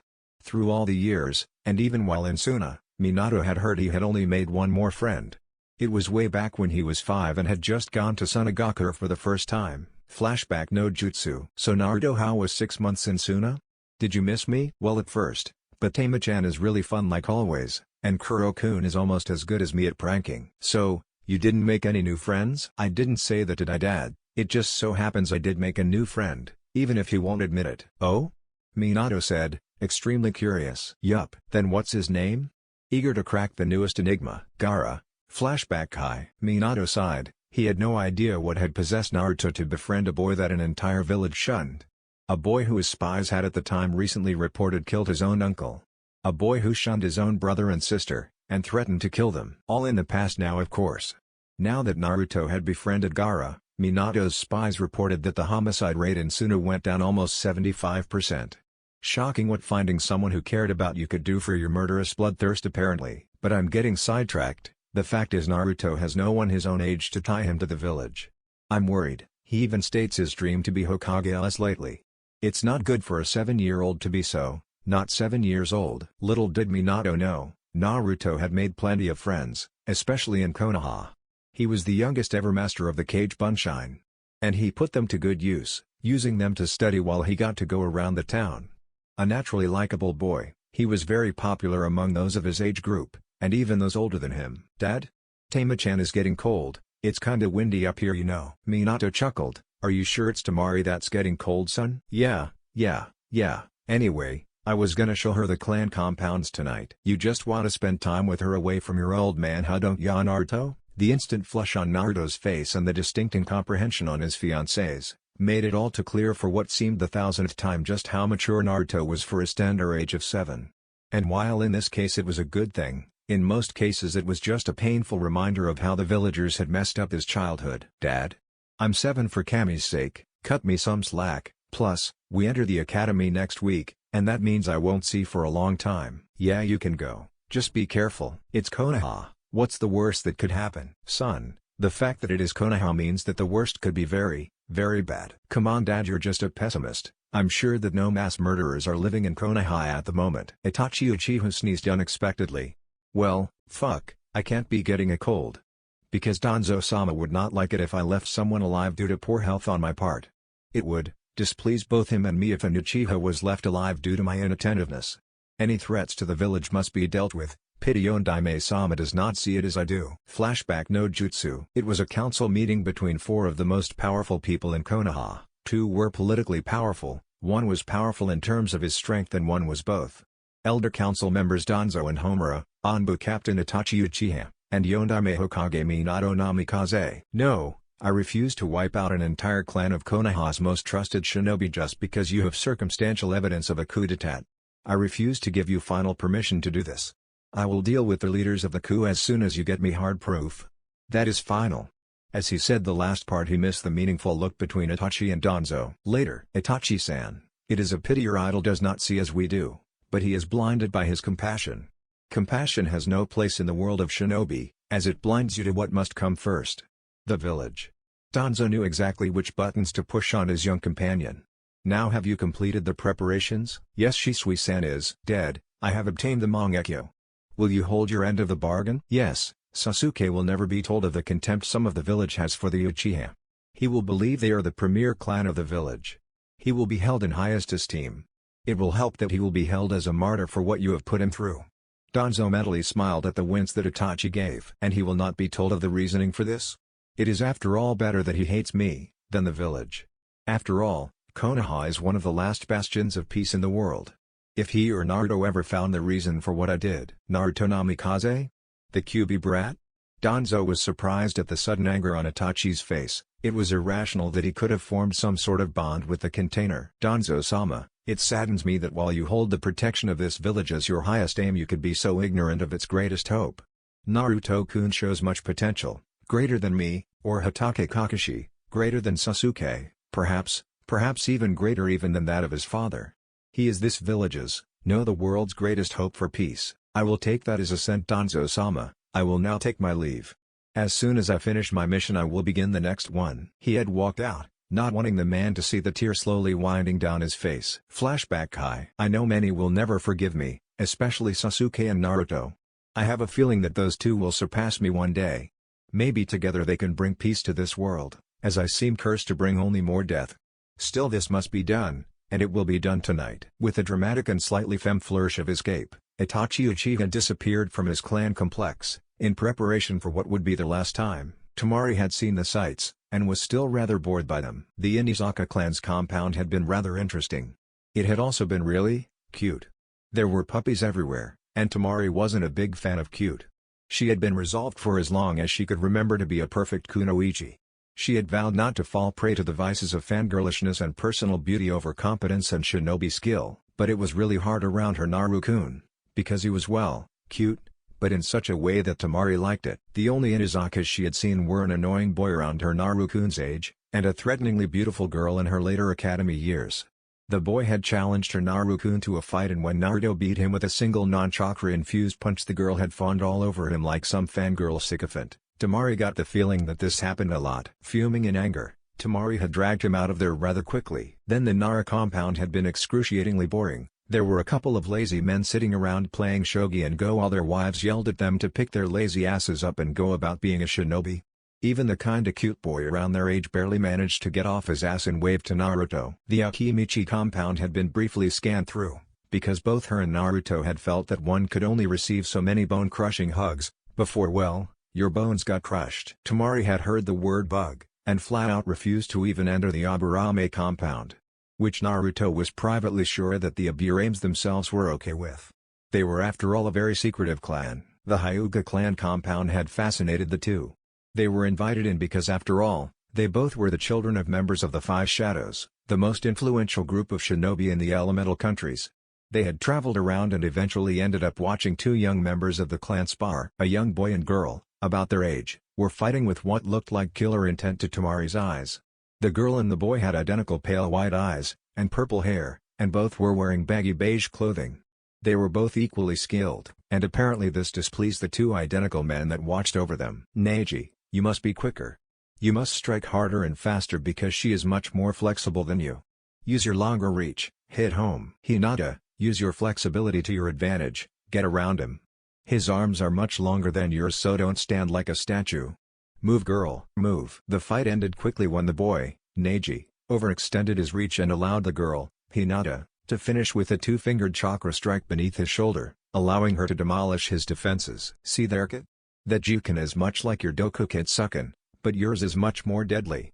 Would be interesting to watch a fight between you and that girl. Not today, Gokatsu-sensei. Tama-chan is my priority today. Just then the Hyugas noticed their Hokage's son and his fiancée. Naruto-san, what brings you to the clan compound? I was showing Tama-chan here the abodes of our most famous and influential clans, so naturally it led us here to the Hyuga compound. Hisashi-sama. I trust you are enjoying your visit? Yes, Hisashi-san. The compound is fascinating as always, but with the match concluded, I fear we must take our leave. We still have the Uchiha compound to visit. I saved it until last because it is after all the largest. Indeed, it appears the Uchiha must make up for in quantity what they lack in quality, dryly said the diminutive heir to the clan, Hinata Hyuga. Ever since being kidnapped at a young age she had become known as the Hyuga's Little Ice Princess, and lived up to the name. Brutally skillful at the Juken, she was an icy prodigy child bent on her clan's superiority, and almost eaten up with hatred for Kumo, her childhood kidnappers. Now Hinata-sama, the Uchiha are valuable members of the village, they are the shinobi police after all. Countered her cousin Neji. Practically her polar opposite, he was carefree and easygoing. Bound by the seal on his forehead, he believed his fate was to serve the Hyuga clan in his village to the best of his prodigious ability, although he never let it get to him. He practically worshipped the Ondaime, because if it wasn't for him, Neji's father, Hisashi, would have been killed and sent to Kumo to take the place of Hisashi, who had killed the kidnapper of Hinata. When Kumo's ambassador demanded the death and body of the murderer of their diplomat, Minato had laughed in his face and answered him with a Rasengan that tore off the ambassador's left arm. He then gave Kumo an ultimatum: give up in your inane quest for a bloodline, or suffer the wrath of Konohagakure and its allies. Needless to say, the ambassador got the message across to the Raikage. Yes, they are indeed an interesting group, the Uchiha. They have produced quite the amount of prodigies in recent years, it's almost enough to make you wonder what they feed their women. Complete and total silence. However, if one were to listen very closely, they would still hear absolutely nothing. Why? Because even the crickets that had been so abundant on such a great summer night were uncomfortable with just how not funny that joke actually was. Cough, cough. Well, as exceptionally non-humorous as that was, Naruto-san, do not feel you have overstayed your welcome. Although it is getting late, and you did say you have somewhere else to visit. Naruto's sweat dropped. Obviously Hisashi was trying to get rid of them. Yes, of course Hisashi-sama, but we should probably go, after all it is getting rather late. After Naruto and Tamari had been shown the door, Hisashi looked at his daughter Hinata. See Hinata, he is a charming young man. For once, the Ice Princess had no witty retort. She just stared at the backs of the two with something that may have been the shadow of a blush on her cheeks. And now the young couple found themselves in front of the gates of the Uchiha compound. They had stopped for ramen, and knowing of course, Naruto's prodigious appetite for said Japanese noodle dish, they showed up at around 10 o'clock at night. Tamari wasn't worried, after all she was with the Hokage's son, and no one would be foolish enough to accost them for being here too late. Naruto's view was slightly more realistic. He knew there was animosity between his father and the Uchiha patriarch. Fugaku would probably throw them out just to show that the Hokage's power wasn't exactly absolute. But whatever, they're at the gates now, and they're starting to get impatient what with the fact that knocking wasn't doing a bit of good. Naruto's thoughts were, I'm tempted to unleash my Kitsune and beat some sense into them. Although I'm not sure I could beat Itachi-ni-san, even if I pulled out 2 whole tomo of the Kitsune, which is as much as I can. It's okay. He's such a cool guy, he'd probably help me kick their asses. Naruto-kun, I'm cold. Can we just go in? Tamari pulled her best puppy dog eyes. And when I'm saying her best I mean she went all out. She pulled out the supremely pouty bottom lip, with the quiver and everything, and she got her eyes to go extremely wide and sparkle, with the faintest hint of tear showing through. She was so good that whenever she pulled out the face, Naruto could swear that he heard the universe go ah. It unnerved him. The whole setup wasn't really necessary because Naruto probably would have fallen at just the lip quiver. Sigh. Yeah, Temari-chan, I'm sure they won't mind, but as soon as Naruto opened the gates a fraction, he saw something so disturbing it automatically activated his Kitsune bodies, everywhere. Naru-kun? What's wrong? What is this? Temari had felt his chakra spike outrageously. It beat her down with the sheer pressure of it. But, luckily for her, she could not see the massacre that had taken place within the compound. Temari, get out of here. Something's wrong. I don't want you caught up in this. I need you to go get my dad. He turned around and she gasped at his eyes. The iris was deep purple. The pupil was a thin slit, like that of a canine or a feline, and there were concentric rings that started from the outside of the iris and went to the edge of the eye. Inside the first ring on each eye were two toma that wriggled sinuously like snakes, or tails. The iris started out from the pupil as red and then deepened into purple at the edge. The rings alternated in color between red and purple. Naru-kun, your eyes. What's wrong? Don't argue, I'll explain later. Just go get my dad. Something's terrible has happened here. As he spoke, she felt the immense chakra pressure let up and sharpen until she could get up. And as soon as she could, she got up and began running for the walls of the village. Leaving Naruto at the gates of the Uchiha compound, about to go in. Gokatsu-sensei, I don't know what to do. My brain tells me to go find this person and rip out their heart. But my heart wants to find them and ask them why. Well, both plans involve finding the culprit. So I think we shall do that first. Let us go, Naru-kun. We must stop this person, and see if anyone survived. While we work, sensei, teach me how to activate the eyes while suppressing the massive chakra output. I want to be able to activate them and have others not know that they're active. Smart idea, Kit. It's actually quite simple, you see. With a flash that would be worthy of his father, Naruto disappeared into the labyrinthine ways of the Uchiha compound, leaving the wind to swirl around the atrium, softly weeping over the bodies. Kasan? Tosan? Aniki? Hello? I'm so scared. Sasuke Uchiha was frantic as he searched out his family. He ran through the streets that he knew like the back of his hand. But suddenly, he was feeling that these streets were not the same as the ones he had grown up on. Because the streets he had grown up on could not possibly be the same ones that were now covered with the blood and bodies of anyone who contained even a speck of Uchiha blood. Sasuke ran faster. To the one place he thought he could be safe. His house. Itachi smiled sadly as he felt two chakra signatures approach. It would be those two, wouldn't it? Just as well, really. They can help heal each other after this. I think I can trap Sasuke with Tsukiyomi, but Naruto's strangely resistant to Genjutsu. I'll have to knock him out or something. I hope they grow stronger from this. They must grow stronger from this. Sasuke and Naruto arrived at Sasuke's house at roughly the same time. And by roughly the same time I mean Sasuke showed up at the door and then Naruto barreled into him. Naruto had by this time suppressed his chakra output. Naruto? What the hell are you doing here? Sasuke. Something's really wrong. Everybody is dead. Don't worry, Naruto, I'm sure my brother will take care of whoever did it. And I'm sure there's plenty of people around. They're probably just hiding. Well, come on then. We need to find Itachi-san. Right. With that they both rushed into the house, searching for the one they believed could help. The one they knew they could trust. Their older brother, whether by blood or disposition. Which only made what was to come next that much more heartbreaking. Itachi got up from his silent watch over his parents' corpses, and turned to face the door. Mangekyo Sharingan in place. The black pinwheel spinning slowly, softly, mournfully, feeling its master's sorrow at what was to come. For when they opened the doors to the dojo, Kosan. Who would do this? I believe I can answer that, Sasuke. You see, it was me. Itachi? What are you talking about? You did this? How? Why? Simple, Sasuke. I wanted power. I needed to test my worth, to test my strength. How better to do that than on the strongest clan of Konoha? Boo, but their family. How could you do that to your own family? You monster. If Itachi had been a lesser man, he would have broke right then, at the disgust, hatred and fear in his beloved little brother's voice. He couldn't let them see how much he was wounded at that though. Let me educate you both. The life of a shinobi is a never-ending struggle for survival. Only the strongest ninja rise above the rest and thrive, the rest are mere tools. The shinobi code says that we are tools. That is only true for the cannon fodder, we elite. The strongest of the strong are the ones that use those other tools. The Uchiha were mere tools, stepping stones that I could use to test my weapons upon. As you too will be tools until you can surpass me. So grow, fight and kill." At this Itachi looked up, letting Sasuke see the dreaded Mangekyo spinning. Itachi whispered to Tsukiyomi, "And here is some advice from one who will test you in the future. Sasuke. Unleash your Sharingan, let it become Mangekyo, sacrifice the thing you love most in the world for power, because you won't even be noticeable until then. Until then I won't ever acknowledge you as an Uchiha, someone worthy to kill. Now, since this place is the creation of my eyes, I control the time. So you will, for 72 hours, relive this event. You will see every clan member cut down. Goodbye, Itoto." Itachi returned to his body in time to see Sasuke crumple. "Sasuke, no. Itachi Nisan, why did you betray us?"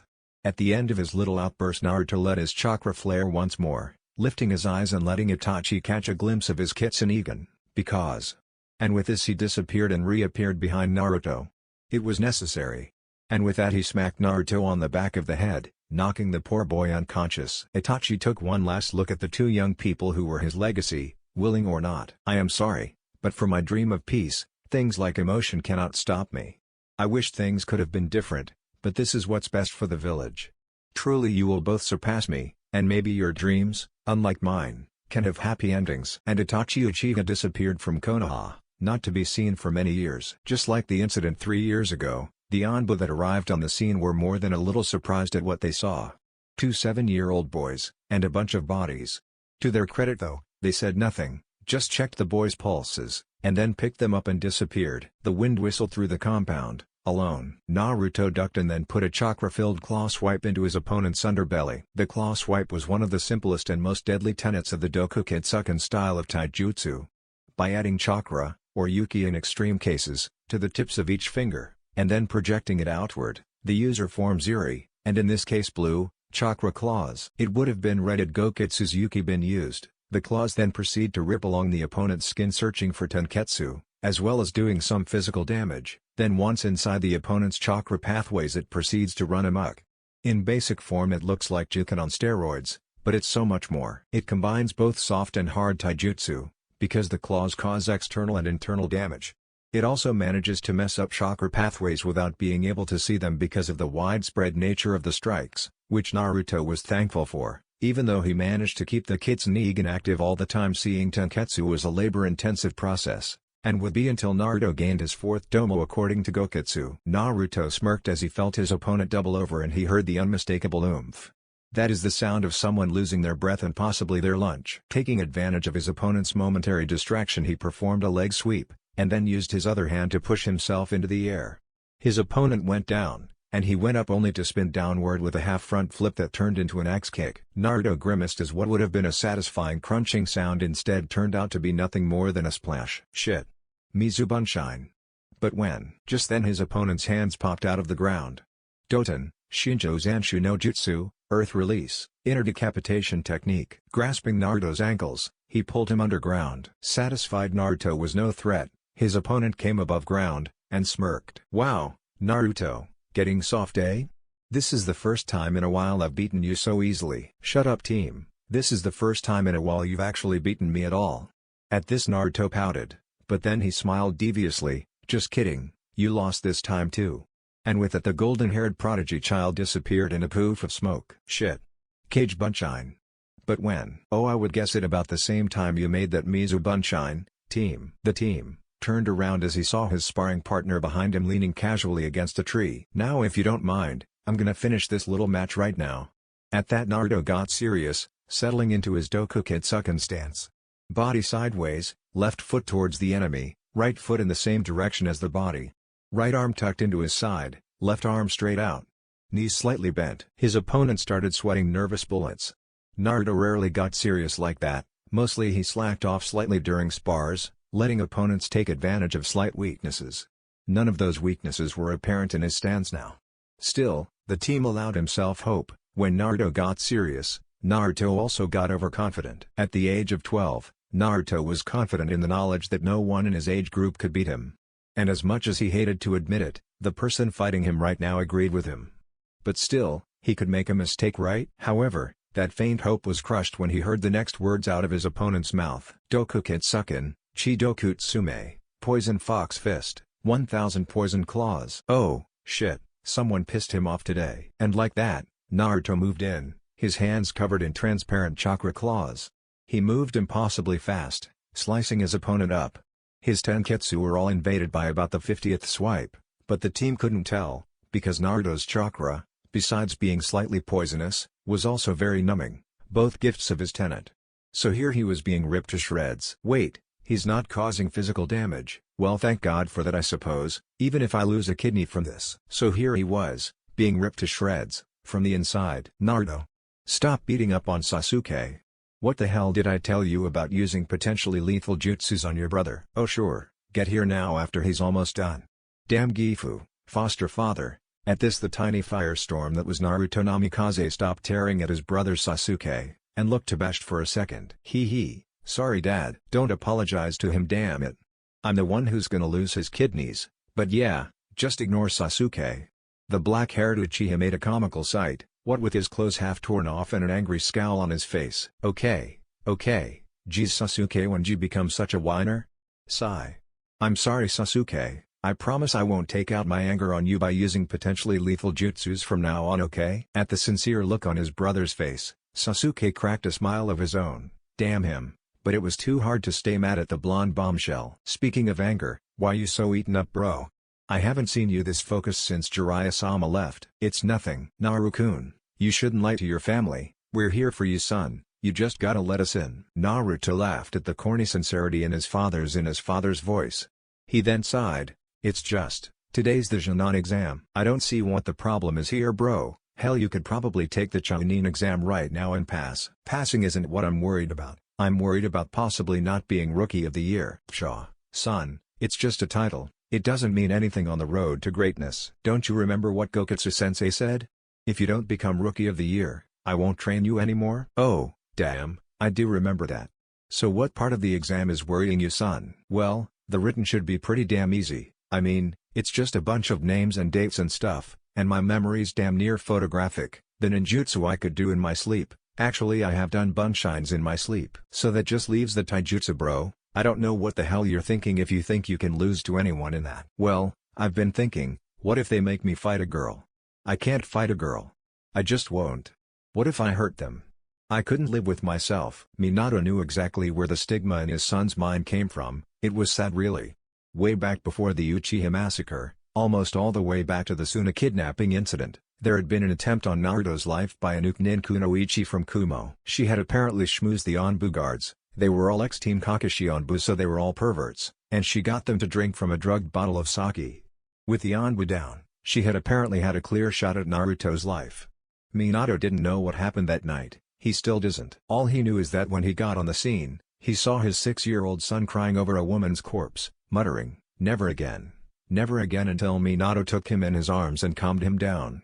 Gokitsu apparently took pity on the boy and erased his memory of the event, but the stigma in Naruto's mind remained. Well, if they want to be Kunoichi, they're gonna have to learn to take a hit, son. Think of it this way, if you can convince even one of them that being a Kunoichi is a serious business with serious risks, then you might have just saved that girl's life. Naruto got a faint smile on his face, and beckoned to Sasuke that they should start walking. Maybe. Well, I guess we should get going.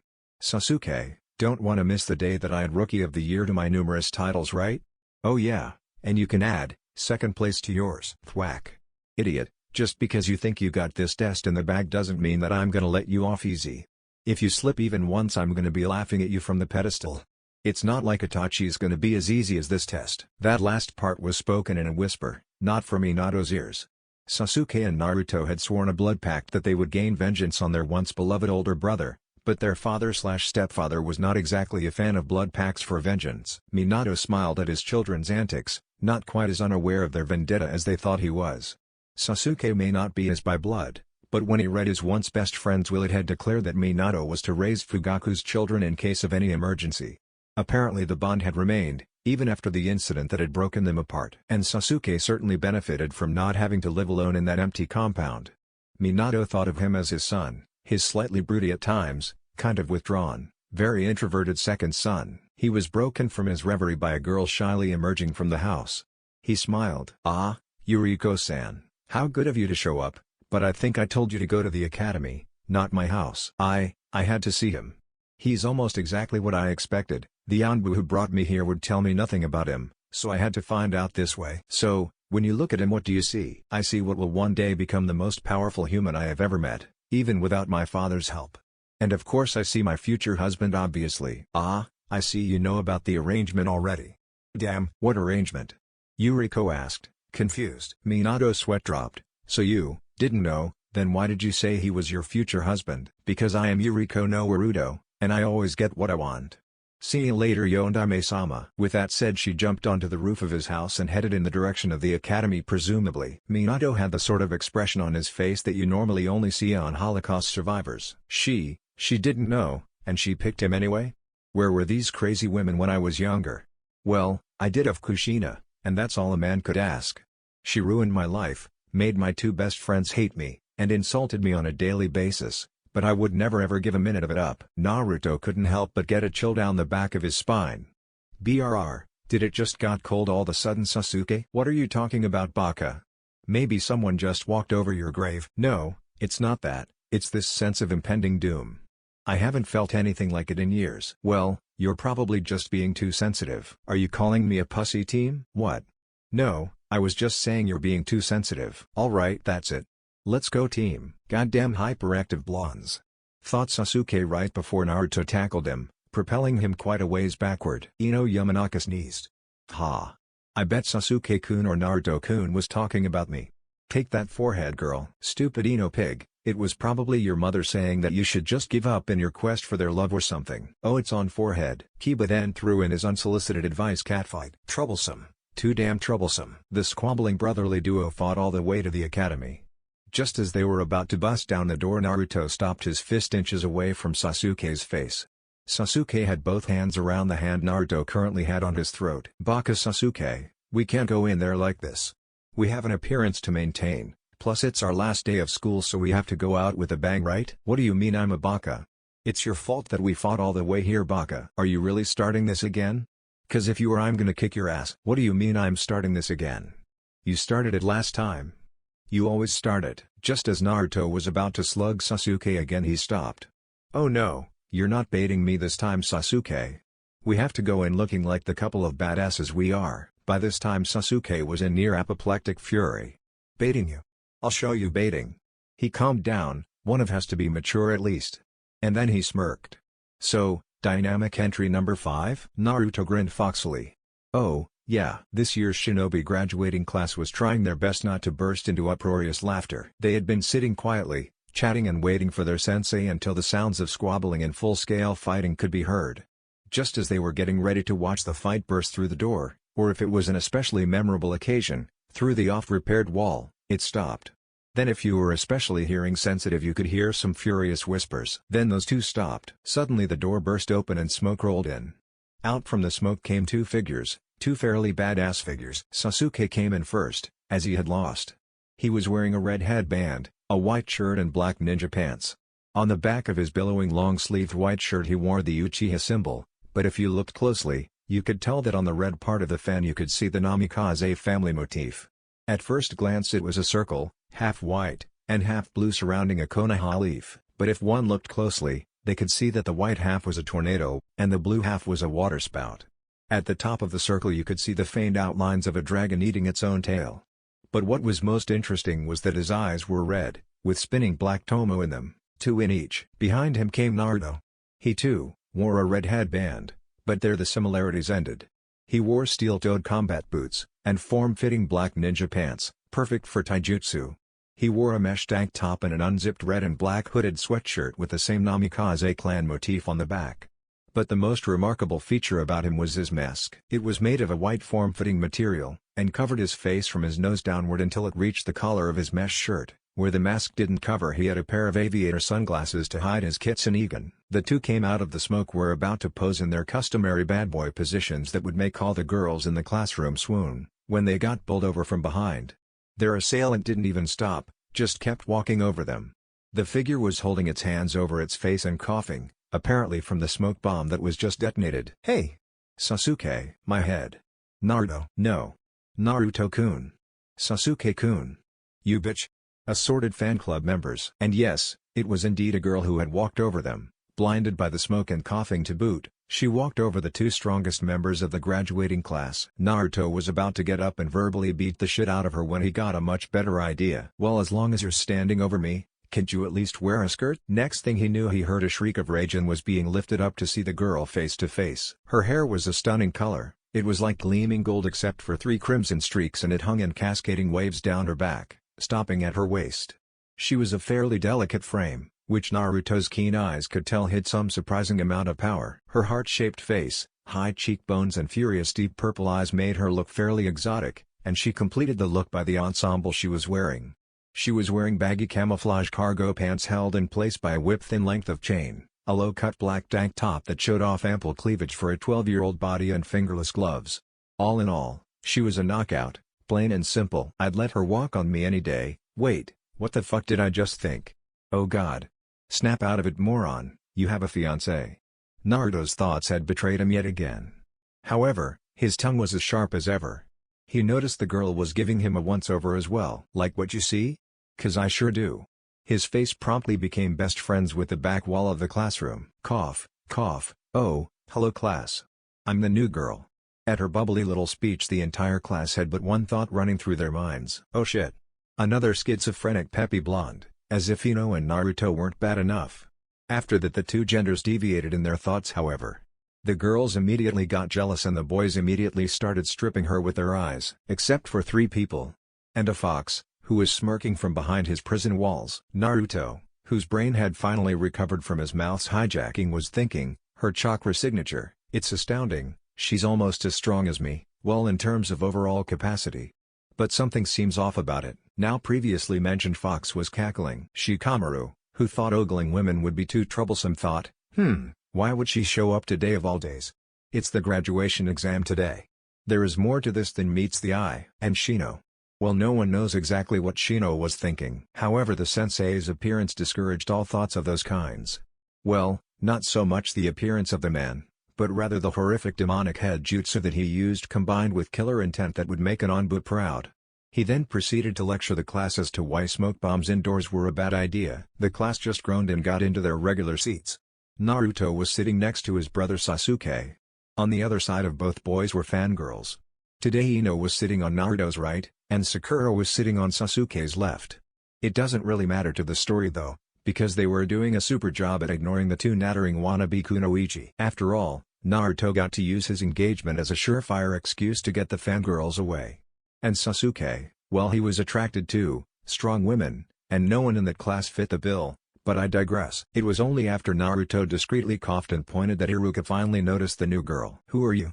said the rather disgruntled Chunin instructor, clearly off-put at having his rant ended by his favorite student. Yuriko no Naruto, Lily of the Wild. The class was surprised. They heard no trace of the earlier bubbliness that was oozing from her words before. Naruto was the most surprised, however, without the false cheeriness that was there before. She sounded eerily like his fiancée Tamari, not in actual sound, but in the tone and manner of speech. Naruto felt a twinge of pain at the thought. Their parting had not been pleasant. "Boo," someone whispered in his ear. Naruto jumped about a foot in the air and looked around. Deep in his mind, Gokitsu was glad for not needing to breath, because his laughter was now at the point where it could cause grievous bodily harm. Naruto tried to regain his cool and mustered the most laid-back tone of voice he thought possible. Why are you still here?" And got smacked on his head for his insolence. "Baka, I'm taking the Junon test." "So why did you get to skip 5 whole years of academy training?" "I had private tutors." At that moment Iruka broke in. "Attention class, now in just a few minutes we will begin the Junon examinations." For once, Iruka did not have to use his signature jutsu, Megan, Oni Kushira, demonic illusion, demon head, to quiet the class down. This was it, the day they had been waiting for since they enrolled 5 years previous. The test will contain 4 parts. First will be the written test. Then, wait, 4 parts? What gives Iruka-sensei? Said a clearly worried Naruto. "Naruto, don't interrupt. Now the first part will be a written test, the second will be weapons testing. Then will be ninjutsu, and finally there will be taijutsu, where you will spar for 30 seconds against one of the Chunin instructors such as myself or Mizuki. Each section is worth 10 points, You must have a score of 25 or higher to pass. We will begin with the written portion of our examination. Mizuki-sensei will hand out your tests. Ha ha ha ha. Yeah, I don't have to fight a girl. Most people would be worried about fighting a Chunin, but apparently not Naruto. The part wherein the extremely boring test on various village subjects happens. Very good class. Next will be weapons examination. Follow us outside. After arriving at the training field, Iruka pointed out 3 different sections of targets, 5 targets per section. Alright, now as you can see the different combinations of targets are arranged into typical shinobi formations. There are 3 5-man teams. You have 15 kunai. Your goal is to strike the targets. Now we will go in random order. Sasuke Uchiha. You first. Typical. Grumbled Naruto, slightly off-put at not going first. But then he brightened, save the best for last, right? Sasuke got up to the first target set, which was a V formation. Wordlessly he took out 5 kunai and threw them. They all hit close to if not on the bullseye of their various formations. The staggered set came next. There were 5 targets, one behind the other, but slightly off to the left and right. Sasuke didn't do his 5-in-1 gimmick, instead he took out 5 different kunai and threw them one after the other. Last was the straight line. Sasuke had a little more difficulty. He had to jump into the air and then threw from up high. Even then he still missed the middle bullseye by some distance. The rest of the class followed after, doing invariably worse than the Uchiha prodigy, none being able to match his acrobatic feats. The new girl surprised them by being able to throw a kunai quite well, not as well as Sasuke but better than almost every other kunoichi. However, on the last target set she had a better idea than throwing. When Iruka nodded at her to start she grinned and almost disappeared with astonishing speed. Almost no time at all later she reappeared at the end of the line. And there were 5 kunai and 5 bullseyes. Yuriko blinked coquettishly at Naruto before speaking to Iruka, saying, "You just said to strike the targets, no?" "Yes, I did." "Well, you pass, but from now on class, you must throw the kunai." The people that had yet to go swore softly under their breath. When at last it was Naruto's turn, they had indeed proved his prediction true, because he went last. He mirrored Sasuke's performances on the first 2 sets. But on the last set his method of attack was somewhat different. He stood there with a smirk on his face as his single kunai started to glow green. Everyone but Iruka and Sasuke were starting to get puzzled, when he suddenly flicked his kunai offhandedly at the first bullseye. They were even more startled when instead of sinking into the target, it went through all 5 targets, and 2 trees behind that before it hit a rock and stopped. "Show off, just 'cause you're wind element." "Sasuke, how can an academy student, even though Yondaime's son shouldn't have such an intuitive grasp of nature manipulation?" "Iruka, stupid demon." "Mizuki, so it looks like I wasn't mistaken when I chose you, Naruto-kun." Mysterious new girl, aka Yuriko no Rudo. Having completed the weaponry portion, the class moved on to ninjutsu. They would take turns going into an empty classroom and then performing 2 jutsus of the instructor's choice. When Naruto's turn he went in and saw Mizuki and Iruka sitting at a desk. "Okay Naruto, each jutsu is worth 5 points, we will ask you to do 2. If after that, you wish to perform another jutsu, we may give you up to 3 points based on its difficulty. First, do a kawarimi." Naruto, noticing Mizuki was about to take a bite of a sandwich, switched places with Mizuki, and then switched back.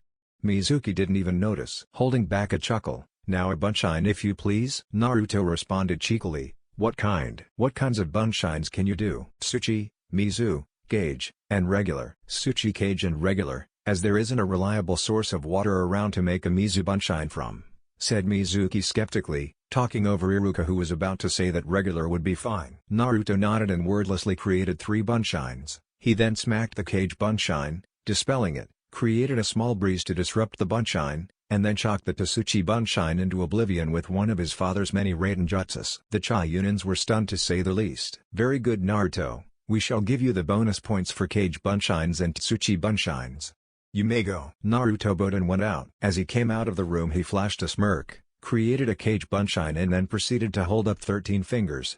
He then dispelled the clone into a shower of confetti and did a good guy pose. His fan club got hearts in their eyes, but the rest of the class just tried to ignore him to his displeasure. "Last is the taijutsu portion," said Iruka, now that they were back out at the training grounds. He ran off a list of names that proceeded to get their ass stomped into the ground by the 2 Chunin, though Mizuki was doing it a lot harder. The real purpose of the test was to test their form, not their ability to land a blow on a superior opponent. Various peoples may be wanted to take note of here. Narashikamaru gave up knowing he got the exact score necessary to pass. Akimichi Kuji, Fought for about 17 seconds before getting hungry, probably would have gotten a hit through if it weren't for his gluttony. Hyuga Hinata would have beaten Iruka into a bloody pulp were it not for the fact that she was not using chakra, still scared him with her lack of almost any emotion during the fight. Yamanaka Ino put up a lame excuse for a fight. Haruno Sakura, see above, also failed the weapons throwing portion. She doesn't get to be a kunoichi. Sorry Sakura fans, but I really kind of dislike her. I mean come on, she sucks for the whole team 7 times, but when she's done training she can kick an Akatsuki's ass. WTF? But I didn't kick her out for that reason. If this story actually required her I would have used her, but I needed some place to put Yuriko so I kicked out my least favorite kunoichi. Aburame Shino followed the academy style to the letter. Taijutsu obviously not very important to him though. Inuzaka Kiba almost managed to get a hit off with Tsuga, but then got his ass beat. Yuriko no Naruto managed to smack Mizuki like 15 times because of her ungodly speed. Got beat up quite a bit because she lacks formal style. Uchiha Sasuke, using his mostly scroll-taught style of taijutsu, the interceptor fist, the Uchiha clan style, he had been able to land a few blows on Iruka and get off almost without damage to himself. Namikaze Naruto, he kicked Mizuki's ass without being touched. The blonde prodigy used the Doku Kitsuken, but without the chakra enhancements. On the other hand, something unfortunate happened. Minor flashback no jutsu. Mizuki was starting to get angry, seeing as he couldn't land a hit off on the younger boy. So he started to use his taunts to try and gain an advantage. Naruto was okay with stuff like spoiled Hokage brat, as long as his friends didn't hear it of course. But just as he was about to use the fateful syllables demon, Naruto stopped him. Hard. Damn. Iruka-sensei, I think he's in a coma. That's unfortunate, but it's okay Naruto, I know it was an accident, you were only trying to shut him up so he wouldn't be executed because of your father's law. It's his fault he dodged and you hit him in the temple instead of the chin. I will deal with it. Thanks Iruka-sensei. Flashback no Jutsukai. So the end result is 27 students got their Hitai-8s and were told to report the next day to be told their class rankings and Junon team assignments. Most people had their parents pick them up, but Naruto and Sasuke weren't most people, and neither was their parent. He was busy running a village, and knew the boys wouldn't mind walking home. Sasuke and Naruto were walking back to the clan compound, this time not fighting, when Naruto detected a recognizable chakra presence behind him. He used shinobi hand sign to alert Sasuke. Taking a random turn off, they prepared an ambush for their unfortunate pursuer. Imagine their surprise when it turned out to be Yuriko. It was kind of awkward explaining why you had a kunai to someone's throat. And Kami help her, she wasn't making it easier. Hey guys. Are those new kunais or are you just happy to see me? Why are you following us? Sasuke, brusque as always, Naruto would often grandly declaim that the day Sasuke learned tact would be the day that Naruto stopped eating ramen. I wasn't following you, I was going home. The only home in the direction we were headed is the Namikaze clan compound. Naruto asked, genuinely confused. Silly, that is home. Okay, 2 things. 1. Drop the bubbly act, it pisses me off and no one is fooled. 2. Why would you be living at her house? Obviously based on Sasuke's behavior Naruto would be eating ramen for a very long time to come. Fine, no more bubbly blonde bimbo. Now as to the answer to your question, to put it simply, I'm his fiancé. Well, that was unexpected. Sasuke, fuck, Tama-chan is seriously gonna kill me for this one. Naruto, when will you learn that there is a time-place for these things, my daughter? You always did have the tact of a wrecking ball. Guess who? As expected, it was Naruto who broke the sudden awkward silence. Yuriko, don't get me wrong, you seem like a nice person and all, but I already have a fiancé, see? He said, holding up his promise ring from Tamari. It was nothing fancy, just a gold band with a desert rose inlaid upon it. And, you have me. Both boys' sweat dropped, obviously she was not getting it. Look, girl, Naruto already has a fiancé, and Tamari would not like it if you kept encroaching on her turf. I am not property. Meanwhile, in Suna, achoo. Tamari sneezed as she felt chills go down her spine. Sis, you allergic to something? No, must have been dust up my nose or something. My Naruto sense is tingling though, and the entire village of Sunagakure was incredibly wary of Tamari for the next day, because for some unexplainable reason she felt like something was very, very wrong. And as we all know, girls get cranky when they don't understand what's going on. I'm guessing it would have been worse if she had understood. Back in Hokageville, or Konoha for those old-fashioned types. Okay, you know what? Fine, we'll let you come to our house, but you only get to stay there for as long as it takes for my dad to come home and ask who the hell you are, Capiche? I love it when you get all forceful like that, Naruto-kun. It makes you so much hotter, she said, dropping her voice seductively at the end. 2 of the 4 people present were laughing uproariously at Naruto's discomfort. Sasuke was finding it hard not to burst out in furious laughter and ruin his reputation, and Gokatsu was glad he didn't have to breathe. He also was glad the kid apparently had bad memory for anything not training related. It made this whole thing so much funnier. Hey, I just figured I have someplace to be. Gotta go, bye. And Naruto disappeared in a swirl of leaves. Wait, when did the Baka learn Sunshine no Jutsu? Don't ask me, retard. I just got here. So are you showing me this house or what, Baka? Oh, that is it. I'm outta here. Hee hee, I'm so good at that. Oh, wait, damn it, she's actually headed in the right direction. With that saddening thought, Sasuke started off towards the Namikaze manor after his stepbrother's crazy stalker. Naruto appeared in his father's office in a swirl of leaves, with a crazed look on his face. Of course, being Naruto, he spoke. Dad? This crazy blonde chick is following me around and saying she's my fiancé. You gotta do something. And then looked around the room. Oh, good afternoon various Jounin, and Iruka-sensei. Would I be correct in guessing I just gate-crashed the Jinan team selections? Collective nods. Well, then I'm just gonna go sit over here next to Cyclops and read his Icha while you guys pretend I'm not here and go ahead and pick my Jinan team, okay? And then I need to speak to Hokage-sama. Collective nods. And he proceeded to do just that, looking for all the world like a mini Kakashi clone with the mask and the giggling and whatnot. Okay. Well, as we were saying, there are 27 graduates this year, and only about 9 of them actually show the potential to become full-fledged Jinan. In those 9, who predictably are mostly clan heirs, we have the best academic students, the strongest, fastest, most skilled, and we have the dead last slacker. The strange thing about this dead last is that he got the exact score necessary for passing, not .1 more or less. Which leads me to believe that he is much more intelligent than he would have had us believe. Anyway, of course there are also the geniuses of the year, Namikaze Naruto and Uchiha Sasuke, both having received phenomenal scores in every category, with Naruto slightly better in taijutsu and showing a good grasp of his elemental chakra. Also, we had an interesting development. A girl who was apparently homeschooled in ninja training took the test and was placed as top kunoichi. Excuse me, but how can a girl who showed up on the last day be top kunoichi? Well, the class rankings actually depend entirely on the final test, because all that matters is their rank at the end. We're looking at their abilities to buckle down and get the job done. It's not something we go around saying, or else Shinan might go around skipping class a lot more. He finished with an apologetic look at the nearly apoplectic Naruto. Thank you for the lowdown, Iruka. Okay. As we know, this year we have 3 Jounin who can actually make the commitment to being full-time Jounin senseis, Kakashi, Asuma, and Kurenai. So, those 3 will choose their teams from among the 9 possible. Who would like to go first? Said Minato, taking care to try and ignore the giggling blonde staring over the giggling scarecrow's shoulder. Seeing Kakashi was occupied, and Kurenai was looking about ready to explode, Asuma volunteered. Quickly going over the folders, he came across an interesting development. Alright. Naruto is wind-natured, I could finally get a chance to teach someone the awesomeness that is the element of wind.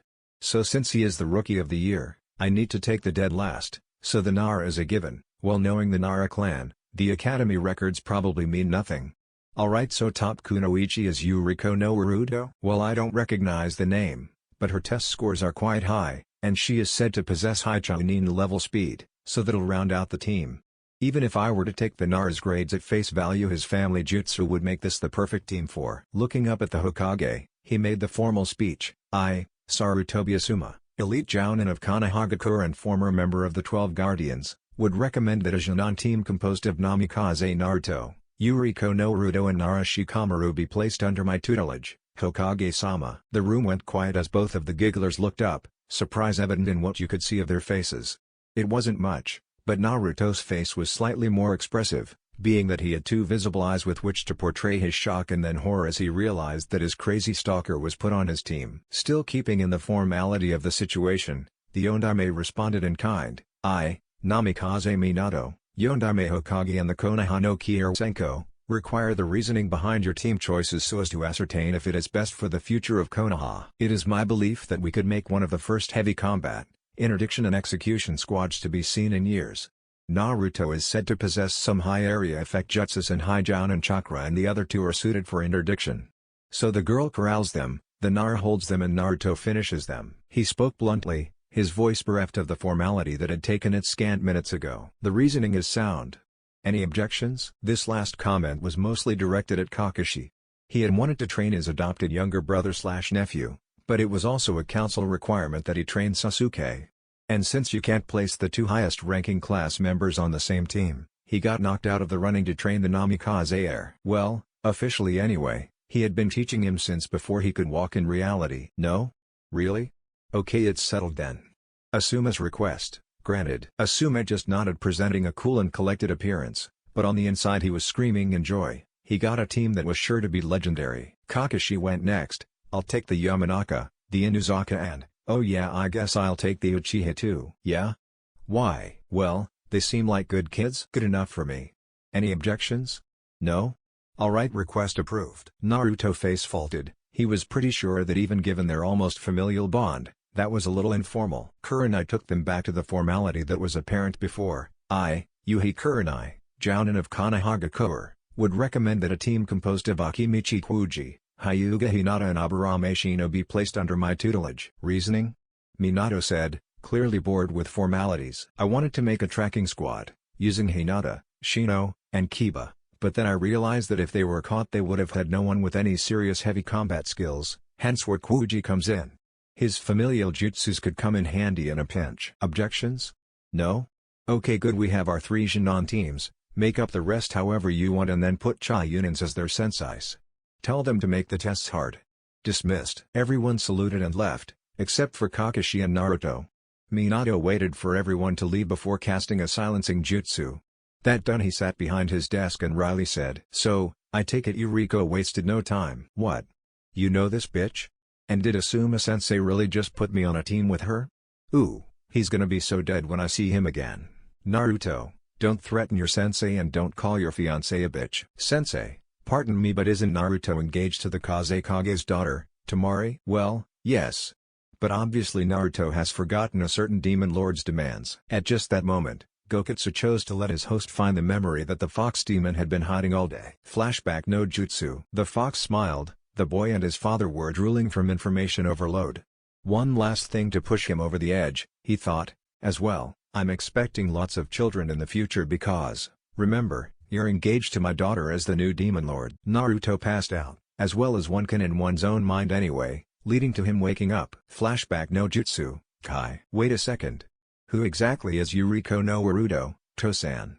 Naruto asked, apparently sobered by the startling memory. She is the daughter of the Kyubi no Kitsune and a mortal woman. Now it takes a lot to shock Sharingan no Kakashi, and it was partly because of that he was one of few privy to the real reason that Gokitsu attacked the village. But the fact that his sensei had willingly agreed to bond Naruto to a half-demon came too far out of left field for him to do anything but stammer. I'm sorry, what did you just say?" The girl known as Yuriko no Naruto was actually the daughter of the former Kyubi, Gokitsu-sama. His mother was a mortal woman that he apparently charmed using his human form after his demonic mate died giving birth to his son. The mother abandoned her after birth. Yuriko ran away 12 years ago because of the attack by Orochimaru and the ninja servants of the Kuroi Kitsune no Hachibi. She has been on a sort of Kitsune Yoko initiation ceremony for that time span. My Anbu found her in bird country last week. "So, I marry my tenant's daughter? And what? Become a demon lord?" "Well, I'm not exactly sure, son." "Kit, you will not become any more of a demon lord than you are right now. Every time you activate another tomo of my eyes, you absorb a tail of my chakra and some of its attributes. But key word is you absorb it, Kit. It becomes your chakra, and your abilities. Eventually, you will have the chakra of a nine-tailed demon lord, but you will not be a demon, you will just end up a human with nigh unlimited chakra and some other unique demon-related abilities that your eyes will grant you." "But you said..." "Forget what I said, Kit, I was messing with you." "So I don't really have to marry your daughter? 'Cause that would be super." "No, that part you still have to do." "Damn it, wait, why?" "Because I don't trust anyone else with her," Kit. Eyes widened in understanding, and mumbling about overprotective fathers, Naruto relayed the information that Gokitsu had imparted on him. "Unlimited chakra and all 5 elemental affinities?" said Minato and Kakashi with stars in their eyes, thinking of all the techniques that could be learned. "Whoa, this is not the time to be discussing my super special awesome self, guys. Now is the time for wondering how I'm not gonna get killed by Tama-chan the next time I see her." "Oh yeah, right, 2 fiancés.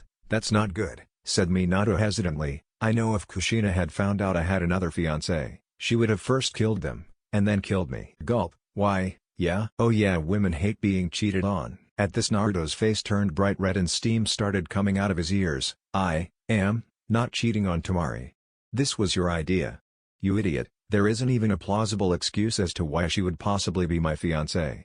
Yeah, we found this crazy chick in bird country and suddenly we have her engaged to the Hokage's son. That makes perfect sense. She can't be my fiancé. I won't do that to Temari. Well, I'll figure a way out of this later, but right now Naruto, you and I have some things to discuss, he said, with a pointed look at Kakashi. Well, I have a Genon test to plan. See ya, he said as he shunshined out of the room with a wink. Alright Naruto, come over here, we have some place to go, said Minato beckoning to his son. Naruto walked over and with a whisper of Hiraishin no Jutsu from the elder of the two they disappeared. There was a slight whooshing sound as the wind rushed into the place that the two had occupied. A flash of light in a dark room. 5 hand seals and the room became lit as the torches circling the wall flared to life. Naruto immediately took in several things about the room. Ever the seal enthusiast, the first thing he noticed was the giant Hiraishin seal that they were standing on, and then the various oxygen recycling seals that covered the ceiling. The room was perfectly round and it had the Namikaze clan symbol circling the wall. Naruto's eyes followed the half-blue, half-white serpent until he came to the part where it was devouring its own head. There was an altar beneath the Ouroboros head, and on it sat a scroll, a katana and a headband. The scroll was big, around the size of a normal man, and it had a reptilian head sticking up from one side of it. There were strange symbols running all over the scroll, defying logic with their motion. The katana was plain. It had a plain black scabbard sitting beneath it, and the blade itself was the kind of plane you only see on extremely well-crafted swords. The blade looked to be steel so fine that it was tinted blue. The handle was elegant yet simple, it was red wrapped with a gold cross guard. Next to the sword was a segmented headband.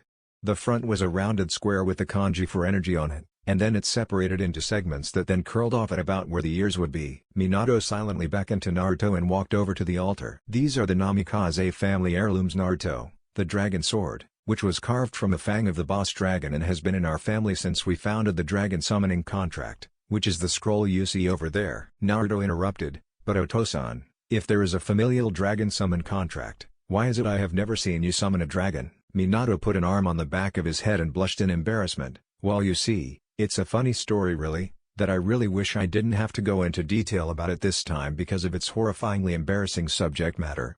The basic version is this, however: Jiraiya made a frog summoning contract and due to some complications I ended up as the second signer. I was honored, and being only 13 had not yet come to know about our clan's secrets yet. So I signed it, and then when I became Chunin and my father took me down here, it turned out that you cannot sign more than one summon contract, and you cannot renege on a contract already signed. So that is why you are here. Even if I don't let you sign it until you have proven yourself to me, I want you to know it is here. Arigato, Otosan. May I ask what the headband is? Ah, that is the Hittite no Ryusenin, or the headband of the Dragon Sage. My grandfather was the last Dragon Sage and my brother, Minato said, choking on old memories. Well, he was on his way. Dragon Sage? Said Naruto, not fully understanding the meaning of the title. Naruto, you know that all summon animals have a scroll keeper, yes? Someone who controls who gets to sign their scrolls? Well, for the case of toads it is Jiraiya, for the case of dragons it was my grandfather, Namikaze Arashi, up until his death date. My brother, your uncle, was set to replace him, but then the Kyuubi attacked. These scroll keepers are called sages. The point being is that the animal sages gain strength based on their animal counterparts. Jiraiya can go into Gamma Sennin, Toad Sage, form, and increase his strength and speed by 4 times, as well as using special sage techniques that depend on the summon animal. My grandfather could go into Ryusenin, Dragon Sage, mode and increase his speed and strength by about twice that, as well as sprouting wings and some other special abilities. Dragons, being among the most powerful of summons, can easily wipe the floor with almost anything else. However, they are so powerful that no one since my grandfather has had enough chakra to summon the boss. All sages wear a special headband to distinguish themselves, with the kanji that represents their animal. For dragons it is energy, for toads it is oil. Sugoi. One day I too will become the Ryusenin Otosan. The words, while spoken with zeal, only caused Minato pain. When did your dream of Hokage die, Naruto? Why did it die? Sucking up his angst, he continued on with the reason they came to the room. Naruto, while one day you may become the Ryusenin, today is not that day. No, today is the day we see if you are ready to wield the dragon sword. But Otosan, I don't want to wield the dragon sword, I like my sai and claw better. Naruto, I understand those are your favorite weapons, but the dragon sword is a priceless heirloom that is wielded by only the Namikaze clan heir. It is made of dragon's fang and is as strong as diamond. By drawing the dragon sword on an opponent you are signifying they are a worthy adversary. I used to keep it under my trench coat. I drew it only twice during the entirety of the Third Great Shinobi War. I gave it to my brother when I became Hokage. So, Naruto, I will ask you again, do you wish to be the next wielder of the dragon sword and bring honor upon your clan? Hi, Otosan. With a degree of sanctimony, Minato lifted the sword off its stand and gave it to Naruto. As soon as the sword was in his grasp, Naruto felt a strong compulsion to walk backwards. He heated it and came to be standing in the center of the circular room. Minato started doing a series of hand seals and then slammed his hands down on the floor. Beneath Naruto, where before there had been a Hiraishin seal, there was now a slit-pupiled reptilian eye with the Namikaze crest surrounding it. A roar was heard and the sword glowed a bright violet briefly and then it stopped. As if possessed, ritualistically Minato chanted, "Bonded to you, and you alone the sword is yours, for you have grown. Made for the heir to the clan of the storm, to only he will it reveal its true form. Made to destroy those who oppose the will of the clan and the sage, it destroys all with an unearthly rage. The sword is yours, until your will shall falter." Ceremony complete, Minato snuffed the torches and they disappeared in another flash of light. Appearing in the center of the market district, Naruto grumbled something about just why the hell anyone would put a Hiraishin seal on every block in the city. It's just plain inefficient. I know, it's fun to randomly appear places.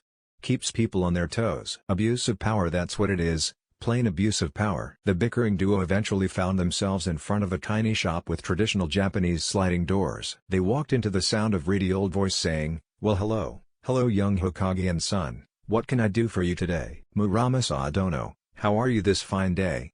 My son has come for his weapons." An old man in white robes and a large bamboo hat supporting himself on a cane shuffled out from behind some boxes that had previously obscured him. It was obvious from the appearance that he was the owner of the voice. "Oh ho, so you, a fresh Genin, wants custom-made weapons? Even if you are the Hokage's son, I'm not sure that you really qualify for the weapons I make. Chakra enhancements on weapons are no laughing matter." "Muramasa Dono, if you will believe in me enough to let me use the weapons, I swear I will treat them well and use them to the best of my ability." Well, belief is an interesting variable, is it not? You want me to believe in the ability of a 12-year-old, and to entrust with you something I made with an art 90 years perfecting? Laughable. "Muramasa Dono, how can I prove myself to you? How can I prove worthy?" "Hit me." "Pardon?" "It's simple, young Namikaze-san. All you must do to prove worthy of those weapons is to hit me with them, just once." "Done." "Kit, I feel the need to remind you that appearances can be deceiving." "Gokatsu-sensei, he is 90-something years old, I think I can take him." "As you wish, Kit." "Well then, young one, shall we commence?" "Wait, here? In your shop?" "Oh, I forgot where I was for a second there. In my mind I was back in the height of the Kusatake War." "See what I mean? That war, while one of the fiercest of all time, was over 60 years ago." "All the more reason to be cautious, Kid. He survived for 60 years after that brutal jungle conflict." "Anyway, this is not where we will be fighting. I have a special arena for this sort of thing." With that he hit a switch and sent Naruto reeling into a black abyss. Naruto cried out as the floor suddenly dropped out from beneath him. He quickly flipped his body around so that his head was pointing towards the ground. A vast cavern was beneath him. Thinking on his feet, he called out a jutsu, Fuuten, Datapa. He aimed the gale at the floor and exhaled. It had two uses: it slowed him down, and it flipped him right side up again. Of course the ground was still 50 feet away and closing at a speed that, while not approaching terminal velocity, could still be fairly bad for anyone hitting the ground going that speed. Focusing his chakra to his feet, he pushed in as much as he could hold without damaging his coils. "Okay, gotta time this just right. If I release all this built-up chakra at the moment I hit the ground, it should." Further in-head explanations were cut off by a sudden meeting with the ground. A sudden explosion obscured the vision of those watching from above. When the cloud disappeared, it showed a slightly woozy-looking Naruto standing in a 3-foot crater. As he was recovering his bearings, next to him without a whisper dropped down Muramasa and Minato. Minato, ever the helper, gave Naruto some constructive criticism. I give it a 10 for effort, boy, an 8 for effectiveness, and a 7 for style, but a 0 for poise." "What?" Naruto jumped and flipped around, springing into a ready stance. He knew who it was, but for the hell of it swung a roundhouse as he turned, only to have it blocked by an upraised staff from the waiting geriatric. "Calm down, child, the test has not even begun yet." As he said this, Naruto took a first glimpse at his surroundings. He was in a massive concrete bunker, about 50 yards by 50 yards and 60 feet tall. Which meant, yep, He was standing in a 3-foot crater, in a solid concrete floor. Damn. I really need to adapt that move for combat use. I could blow someone in half with a single kick using that. Start the test, Oji-san. I'll kick your ass. Straight to the heart of the matter, I see. What happened to the courteous child of but a few moments ago? He got lost. Forgive me, Muramasa, I don't know. Could we please begin the spar? Fine, child, there is no need to forgive. Youth is excitement after all. Here are the weapons you will be using. With that, he produced from his voluminous robes 2 items. One was a bulky wrist gauntlet with what appeared to have 3 slits on one end. With a flick of his wrist, 3 thin blades popped out. He tossed the deadly device to Naruto. Item 1, Ninja Wrist-Mounted Claw, originally designed by Kushida of Bird Country around 75 years ago, used mainly as an assassination or intimidation tool, most often wielded in pairs. Normally not practical in the slightest in a true prolonged battle because of the brittleness of the blades as compared to pretty much any other combat-oriented weapon. They tend to snap when actually crossing blades with someone, a fatal weakness in a weapon. They also have the problem of being an obvious weapon because most claws are fixed on the outside of a gauntlet of some sort. Pros of the weapon, however, are that it adds a slight reach to the hand, as well as being easily incorporated into taijutsu styles. The specific weapon that I'm holding was custom ordered by your father, and each blade is made from special steel that has been refolded over 50 times and has the ability to channel chakra. The chakra reinforcement should prevent any snapping of the blades. The retractable blades as well as the 6-inch stiletto blade that I've concealed in the bottom should drastically boost its usefulness as an assassination weapon. To release the claws, make a fist and bend it downwards. The claws should spring out. To release the wrist blade, make a fist and bend it upwards. To sheath and perform the opposite action of how you released it. Have I satisfactorily explained the wrist gauntlet you will be using? He then held up the other item. It looked to be a straight dagger, about 1.5 feet long, slightly triangular. The peculiar thing was the 2 6-inch prongs that came out of the hilt on either edge of the blade. There was about a 3-inch space between the dagger and the prongs at where the prongs came to an end. He flipped the dagger so it landed point down at Naruto's feet. Item 2, Bladed Sai, a modification of the traditional sai that has been used for centuries in Water Country. Traditionally, a sai is not a bladed weapon but instead has a cylindrical or octagonal metal rod in the center that is used for disabling and incapacitating the target. Bladed or not, the sai is traditionally used as a blocking weapon for longer swords. This sai was also made of special steel that has been refolded over 50 times and is chakra sensitive. Minato and Naruto had stared wide-eyed at the old man throughout the entire speech. He was a fucking encyclopedia. Now that I have sufficiently explained your weapons to you, do you think you can use them to hit me in a duel? Naruto put the gauntlet on his left arm, and then held the sai in a reverse grip in his right hand. He made a fist with his left hand and lowered it, the claws springing out with a metallic shhk. He smirked. Okay, Oji-san, don't think I'm scared just because you know about my weapons. Just because you know information about something doesn't mean you can use it. Then come at me, child. Show me your so-called understanding of these weapons. Don't worry about my body, you're a million years too young to be able to damage it. With a snarl of wordless rage at the questioning of his honor and ability, Naruto sprang at Muramasa with claws extended and sai held in a reverse grip. He first struck with his claws, stabbing straight ahead at Muramasa. He moved at a speed that a Chunin would have trouble keeping up with, so it was a wonder that the fossil could manage to block the weapon with his staff without apparently making any movement at all. But there it was right between the prongs of his claws, stopping all forward or sideways motion. But Naruto had chosen a backup weapon for a reason, and he showed it as he brought his other arm around to slash at the now open Muramasa. Or rather to strike at the now, should have been open but wasn't, Muramasa. Because the old man had anticipated his second strike and was moving his staff. He spun the top of the staff away from the incoming blow, and did it so artfully that he blocked the sai with the backside of the staff. Muramasa managed it so that to add insult to injury, Naruto was propelled by getting hit with the other side of the staff even as he was eating dirt. Come on boy, try harder. As soon as Naruto's foot hit the ground, he sprung at Muramasa weapons first, hoping to catch him off guard.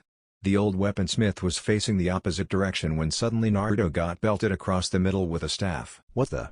Was all he managed to squeeze out before doubling over. Still not looking at him, Muramasa replied, "What's the matter, child? I thought you understood your weapons?" Naruto-kun, he has near instantaneous reflexes. That's how he was able to detect your strikes so fast. It's probably a result of the jungle war. How do you defeat someone who can counter anything in an instant? This is your fight, child, not mine. Naruto sprang up, and within an instant was back on the offensive, launching attack after attack at the weaponsmith. They were all either blocked or diverted with the staff before Muramasa then would retaliate back at Naruto with the staff, invariably knocking him off his feet. The skill difference between the two, while already quite apparent, only became more and more noticeable. It was all too evident to any trained observer that had Muramasa been using a bladed weapon of some kind, the fight would have been over in that first exchange of blows, probably fatally for Naruto. The young blonde began to get more and more frustrated, as no matter how he tried, he would always get blocked. It didn't help that the old smith was taunting him either. "Come on, child, you'll never beat me like that. Are you not supposed to be a prodigy?" Naruto redoubled his efforts then, starting to throw every trick he had ever learned over years of self-study of the weapon combo at the old smith, seemingly all for naught. The lack of any formal tutor in the fresh Shinnan's weapons was glaringly obvious. He tried incorporating taijutsu moves into the fight, only to find that taking his attention off his bladed weapons was a quick way to get his head knocked in. Finally, he scraped the bottom of his barrel of tricks. Faking with his claws, and then bringing his sai across his opponent's chest, he hoped to at least scare the sadistic bastard. No such luck, as Muramasa effortlessly blocked the sai the same way he had the claws, with the bar of the staff inside the prongs of the sai, and then with a simple downward application of force of the staff threw Naruto off balance before he could manage to bring his other weapon into play. Desperate to be kept from being forced to kneel, Naruto's mind slowed life down as he sought for something new. His world rushed back into real time all too soon. However, Naruto had only time for one crazy half-baked solution. He couldn't win straightforward, he'd been pushed off balance and his opponent had all the leverage he would ever need. So what he needed was to take the leverage away from the opponent. Thus where the true purpose of a sai comes in, blocking or trapping a longer weapon. Naruto flattened the blade of the sai against the staff, so that there was no excess space, both prongs were touching the staff, and then suddenly leverage was on the younger combatant's side. Naruto twisted the sai quickly away from him, taking with it the trapped staff and then using the momentum to bring his claws across the old man's chest, stopping with the tip resting on his heart. "My win, Muramasa-ji-san." "That it is, child. You finally grasped the purpose of wielding the weapons in tandem. It's a combination called sword breaker. By trapping the opponent's blade with your own, they almost always leave themselves unprotected. Almost all kenjutsu specialists are helpless before such a combination. Also, it is the perfect combo for informed assassination, just like each weapon in itself is good for regular assassination." "I'm sorry, informed assassination? Doesn't that defeat the purpose?" Minato answered that one. "Well, actually, informed assassination, while rare, is quite possible in some cases. Either you mess up, or there's a traitor, or they're fucking paranoid, but somehow the information that there is going to be a hit gets to the target. What the target does when they get the info does differ from person to person, but generally it means they know you're coming, and they have a weapon to prepare themselves. Which means that someone whose weapons are good at disarming armed opponents very quickly would have the advantage." "Ah, I see it. So Muramasa Dono, I am more anxious than ever now. Can I have the masterfully crafted weapons I am wielding?" "Well, child, I think, yes, that would be for the best. But one quick test first. Channel some chakra into the weapons." Naruto did just that, and the weapons glowed a pale blue. "Very good, now try extending the chakra blades beyond the reach of the weapon." Naruto extended the blade of the sai about 6 inches before he lost control and the chakra blade winked out of existence. The 3 claws only managed about 3 inches each before they too disappeared. "Here are my parting words to you, Naruto-kun. When, if ever, you can create a blade entirely out of chakra, the length of a katana, and be able to sustain it, I will teach you my only original technique, the one that gave me the name Mabaroshi Ken, Phantom Blade." "Hi, Muramasa Dono.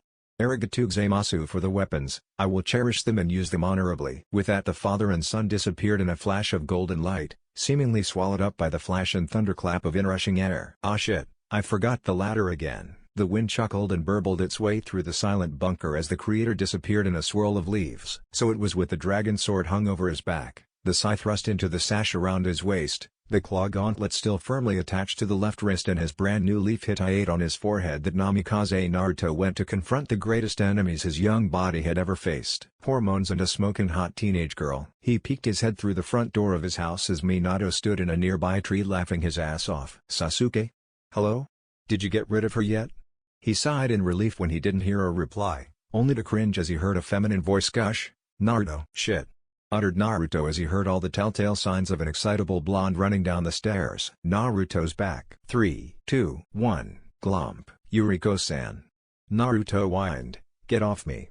Look, I need to talk to you, okay?" "Of course, Naruto-kun. Sasuke-san just finished showing me the house, so I'm free.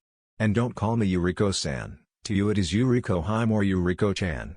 Yeah, we need to talk about." "Wait, you got Sasuke to show you around the house?" "Yeah. How? Secret. Right, I probably didn't want to know. Anyway, we need to discuss some things. Can you come with me to my room? Oh, so forward of you, Naruto-kun, she said with a sultry wink and a smile. I like that in a man. Wah, damn, woman. He sputtered, not that kind of talk. Now get your mind out of the trash and follow me. With that he turned around and walked up the stairs, all too mindful of the silently chuckling blonde beauty behind him. He did whatever he could to ignore the girl, going so far as to examine in detail the architecture of the mansion. It was a traditional Japanese house, but two-storied. He looked at the tatami on the floor and examined the oaken beams of the ceiling, but he couldn't ignore the penetrating gaze of his companion. The single flight of stairs in the long hallway seemed to last an eternity. Eventually, however, they reached Naruto's room and he opened the Japanese-style sliding door to reveal his room. Except for a futon on the floor and a pile of dirty clothes in the corner, it was mostly empty. It was apparent that despite his family's wealth and prestige, Naruto led a mostly Spartan lifestyle. The clothes he wore, while stylish, were obviously made with stealth and efficiency in the forefront. All in all, it just made Yuriko that much more interested to unravel the mystery that was Naruto Namikaze. The only notable exception to the blankness of the room was a smallish photo of a red-haired woman on the back wall of the room. Even with just a glance she could tell that the woman was exceptionally beautiful. Before Yuriko could study the picture in more detail, Naruto spoke up. We must talk about our supposed marriage arrangement, Yuriko Haim. He used a formal tone as he sat cross-legged and beckoned for her to sit across from him. Sheesh, what's the fun of a hot guy calling you Haim if he uses that tone? What is there to discuss, Naruto-kun? You are my fiancé. And what possible reason would you have for reaching that conclusion? We have never spoken nor exchanged correspondence, as well our parents to my knowledge have not entertained the thoughts of us being wed. I already have a fiancé, beautiful and of noble birth, and besides the fact that she is the daughter of the Kazekage, she is also regarded as a prodigy among Sunagakure's Win users. Not once in that sentence did he mention any feelings for her. Interesting, very much so. Naruto-kun, you have defeated my father and therefore I am yours. That is the law of Yoko. Well, the Sundaime Hokage is the one who defeated him. Really, I'm really more of the holding cell. Not true, Naruto-kun, for Yoko law is very strict regarding the defeat of a demon lord. While your son Daime may have defeated Kyubi-sama in your eyes, in actuality all he did was move him from point A, in this case a forest, to point B, in this case, your stomach. You on the other hand have taken 3 tails of his Yuki. This makes you the person that will defeat him, because whether you like it or not, Oda-sama will die when you complete the process of chakra absorption, she stated calmly, long having reconciled herself to the fact that her father would die by the hand of the one she would marry. It was the way things had always been done, and to her the system was natural. It helped progression and promoted stability. Fine, putting aside your reasoning for a second, I already have a fiancé. This is non-negotiable. My feelings aside, the backlash of a severing of our engagement would be off the charts. More than likely we would lose all support from Suna, our only ally among the Great Five. You would have me throw all that away for someone I don't know? Do you love her? Wha? I said, do you love her? It's a simple enough question, Naruto-kun. And as far as she knew, it wasn't a very hard question. Either you loved someone or you didn't. But she, not being human herself, had no true comprehension of the abilities of the human psyche to delude itself. Flashback no jutsu. 5 years previous, same time as Chapter 4. After the debacle that was the Uchiha clan massacre, Konoha had been in a state of chaos. The repercussions of said event were numerous and far-reaching, but the topic of today's flashback is, when compared to some of the other consequences, seemingly insignificant on the stage of greater events. Naruto-kun, said the blonde Tsunakunoichi in training. Wait. Naruto kept running. Naru-kun. Stop. Wait for me. She was quickly outdistanced by the preternaturally swift youngster. Eventually she got to the place she knew he would go, an older training ground, consisting of nothing much more than an open grassy field. When she got there, the boy was summoning an army of over 100 clones. The original Naruto took out a red bandana to differentiate himself from his copies, and to signify it was them versus him. What's wrong, Naru-kun? What's going on? Talk to me. With a yell, the Naruto swarm joined in combat, initiating a fierce brawl. The original Naruto lashed out, dropping instantly into the Dokuketsuken stance as he initiated the dance of death that was the first tier of the Dokuketsuken style of Taijutsu, the claws of the poison fox. He had mastered this beginning set of the style, although this first kata was easily complex enough to be considered Chunin in skill. The clones dropped like flies as he landed blows from all 5 fingers with the full weight of his formidable chakra behind him. He spun gracefully, sometimes attacking low with a leg sweep or barreling low to the ground through 5 or 6 enemies, and sometimes planting firmly that self-same leg and letting loose with a barrage of chakra-filled swipes that left nothing but puffs of smoke in their wake. Not to say the battle was one-sided, no, Naruto was fighting a devious opponent in the form of himself, perhaps the only human alive to be competently versed in the style he used. So when he performed a leg sweep only to find that his opponent had predicted it and jumped into the air with an axe kick ready to introduce him to the ground, or when he tore into all comers, only to find one blocked his palm with their own, leaving him open to attack from other sides, he had to improvise in order not to be destroyed by his weaker counterparts. Finally Naruto stood alone on the field of battle, scowling, and slightly bruised. Just as Temari was about to go over and confront the boy, he took off his bandana, made the ram sign again, and the field was covered with 10 times as much smoke as there had been before. And now instead of 100 identical copies he had at least 1,000. He put his headband back on, and this time he activated his Dojutsu while masking the chakra output so that it seemed he had his normal amount. Roaring bestially, the second battle began as each 1,000 Narutos piled in on the original without even a scrap of technique. She felt one vast pulse of chakra, easily stronger than anything she'd ever imagined before. And then the field erupted in a vast crowd of smoke. "Naruto-kun!" yelled Temari as she rushed towards the smoke pile that was gradually clearing to show a startling lack of clones. In the center was a familiar figure, and even amongst her confusion she couldn't help but smile. Because the boy was muttering to himself like the Naruto she had always known. Damn, shoulda known that they would disrupt once their matrices were addled by the pulse. How am I supposed to know if the tactic would work if the people I'm testing it on die? Yep, good old slightly bloodthirsty Naruto the genius. All was as it should be. Except it wasn't. Alerted to her presence he suddenly turned around and she stopped, halting suddenly in terror. Because his eyes were those same ones she sees in her nightmares, beautiful and terrifying, otherworldly even.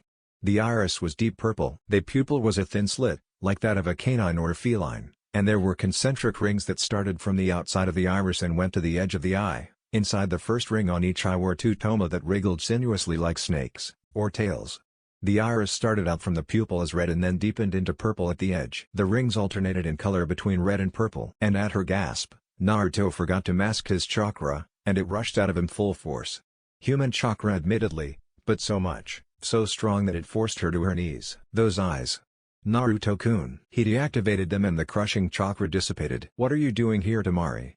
he remarked flatly. "What do you mean what am I doing here? I was following you, I even called out your name plenty of times," she replied, indignant. Naruto hadn't heard her, hadn't seen her, just like he hadn't acknowledged the rest of the village's existence. Right now, since the massacre 2 days ago, all he had thought of was Itachi, and his betrayal. "What do you want?" "I want you to come back, Naruto. You're 7 years old, this isn't your burden. Come spend time with me, I leave in 3 days, don't you care?" "Of course I care, Temari, but right now, I don't know who to trust." "You don't trust me? Naruto-kun, you. Trying to think of the worst insult she knew, she thought of what people in her called her brother. After all, if they only used it to refer to Gaara then it had to be bad. "You, Jinchuriki." And suddenly the full force of Naruto's eyes came back alive. "WHO told you?" he shouted, his voice ominously deep. "How did you know about Kyuubi?" "What? Kyuubi? Answer me. Who told you I contain Kyuubi?" You contain Kyuubi? The 9-tailed demon fox is inside of you? You're a demon? You're just like Gaara. I trusted you. And you betrayed me. I hate you." Each word was like arrows stabbing into his heart, each barbed comment tore at his fragile psyche. As he realized his mistake it was too late. He had let slip what he should not reveal, to the person he had never wanted it revealed to. Then his gaze hardened. What right did she have to dismiss him just like that? It was only because of Gokutsu-sama that she wasn't dead or worse. How dare she condemn him just because of who he contained? He had thought she was different. Naruto summoned 10,000 clones and beckoned them to come at him, ready to sweep away the emotional pain with the pure repetition of mindless combat. Flashback no Jutsukai. "No, not anymore," whispered Naruto. Yuriko waited in silence for the rest of his answer, but no more was forthcoming. Once that became obvious she got up and made as to walk out of the room, but just as she was about to walk out the door Naruto spoke. "Look, since it's obvious you aren't going to be leaving my house anytime soon there are a few things you should know. Your name is Yuriko no Naruto, and you are a distant relative from a minor offshoot clan of ours that got decimated in the conflict between Fang and Claw countries. We are not engaged. That is final. Your room is 4 rooms to the left of this one." "Thank you, Naruto-kun. But just so you know, Nothing is set in stone in this world we live in, and I have a habit of getting my way." And with a sultry wink she left. "She's a wild one, just like her old man." 1. You're a fox. And 2. Stop talking, it's creeping me out. Watch it, boy. Just because today was eventful doesn't mean that you are to address me without proper respect. I am your sensei until the final kata of the Doku Kitsuken is mastered. And while you have done well on mastering the claws of the poison fox, and the fox's hunt, the first 2 katas, you are nowhere close to being able to performing the poison dance of the fox. I apologize, Gokutsu-sensei. Memories of Tama-chan can sometimes be painful. It is good you do not dwell on it most of the time. After all, I'm sure it was all a misunderstanding. Do you not remember the look of terror on her face when she realized I was the same as her brother, the murdering psychopath that killed her uncle? The one who I thought I had befriended until he tried to kill me? She hates me, and rightly so. I do not deserve to be able to love her. I am just weak because I can't stop. Then why lie to my daughter? You still love Tamari, and regardless of whether she loves you too, you are to be wed. While I do not understand most human customs, the fact that you take only one mate is one I believed myself to have understood. I don't know, it's probably because I lost my dream so long ago that I felt it would be much too cruel for me to take away someone else's. He only received silence in reply. Naruto, overwhelmed by the day's events, set his weapons down in the corner, and stripping to his boxers, prepared himself to be lost in the solitude of dreams, where no foxes, girls, or girl foxes, and especially no blonde ones, would be able to trouble him. The gentle wind tinkling through his room was the last sound before sleep claimed him. "Hey Dad, I followed your advice this morning," our hero proudly stated as he walked into the Namikaze kitchen to see his father attired in a pink apron that stated boldly PETA, People for the Enjoyment of Tasty Animals. "You finally realize that showers can only be enjoyed if you sing the song What is Love?" "Not that advice." Naruto deadpanned, helping himself to some bacon and eggs. Sasuke walked into the room at this point and decided to add his pearls of wisdom to the conversation. "Oh, you mean you decided to start trimming her?" "Definitely not that advice either. No, remember that time about a year ago you, Kakashi and Uroji-san got way shit-faced and started talking about one-night stands? Right before you started crying about that was how you met Mom and started singing Purple Rain." "I'm fairly certain I have no idea what you're talking about, son," said Minato, assiduously trying not to make eye contact with anyone. "Well, you did, and you told me what I should do when I woke up in a bed with a girl I didn't recognize." "Did I now?" "That's very interesting, son," said Minato, now extraordinarily intrigued by the tiles on the floor. "But it didn't work. See, after I kawarimi'd, hit her with the sleep genjutsu and took a shower, I was about to jump out the window like you said, but I realized this was my house. Where's my Naruto bear?" At that strident call, which caused the unfortunate Sasuke to spew orange juice all over his Gifu-san, Naruto suddenly recalled the occurrences of the previous day. He paled as a now-dressed Yuriko bounded down the stairs. It was like a fairy tale, just not, a good kind of fairy tale. The two's eyes met across the not-so-crowded room, and sparks flew. Just not, the good kind of sparks. "What were you doing in my bed when I woke up?" "What weren't you doing in your bed when I woke up?" "I expressly forbid you from entering my room." When a girl wakes up in her fiancé's bed, there are certain expectations. Unless I invited you, have you like that he'll wake her with a kiss and a gentle good morning and, "Shame, woman? I told you I'm not your." Maybe a wink and a slight joke about the night before. "Geez, what kind of fiancé are you?" They both seethed as Sasuke and Minato edged out of the room. "If I ever catch you in my room again uninvited, I'll put so many goddamn sealing jutsu on the door that if you touch it you'll simultaneously freeze, burn and drown and then wake up in Kiri. Capiche? You will be mine whether you like it or not, Naruto-kun. We are bound by laws far more powerful than those that bind humans. Besides, this form is far more pleasing than any human girl's. I would think you would be happy to have it in your bed when you wake up." Naruto grabbed the bacon and stuffing it all in his mouth, made a one-handed seal and then flipped her off with his other hand as he disappeared in a cloud of smoke. Yuriko shrieked aloud in rage, unable to articulate words through her fury. What an infuriating human. Can he not see that he is mine? This body of mine is far more pleasing than that of those human girls that throw themselves at him. What will it take for him to want me? Snapping out of what was becoming an increasingly more depressing conversation with herself, Yuriko looked around to see that she was alone and that she had 20 minutes to get to team selections. So it was with heavy heart and an empty stomach that she left to go begin her career as Kunoichi of the village of Kanahagakour. Enjoying the sunrise and eating his bacon, Naruto was every assassin's dream target as he sat there atop his perch watching the city. Blissfully unaware of his surroundings and ignorant of the approaching figure that loomed over him. Just then, The figure deliberately coughed quietly. "Our hero tenses, he had been discovered." "I knew you would be here," spoke a voice from behind Naruto. He let out the breath he didn't know he had been holding. It wasn't a Kitsune Haim. He turned around, there was his foster brother, complete with smirk and headband. "Come on, we gotta go, team selection is soon." The blonde sighed and got up, then took one last look at the view from atop the Hokage Tower. Once you got past all the seals and the guards, it had the most beautiful view in the city. Not that he ever planned on working there. Way too much pressure, he had seen what it did to the occupants. On their way back down, the two took great pleasure in triggering all the security, trap and alarm seals. Now even most elite Jounin would be hesitant about taking on the vast array of seals that Minato had set in his spare time. But the two had years of experience trying to break them. Of course the Anbu guards that always follow the alarm seals were just part of the experience. After all, complacency could be the death of a ninja. About 2 hours and an embarrassing conversation with the Hokage later, the two finally made it to the academy. Only to get another talking to, this time by Iruka-sensei.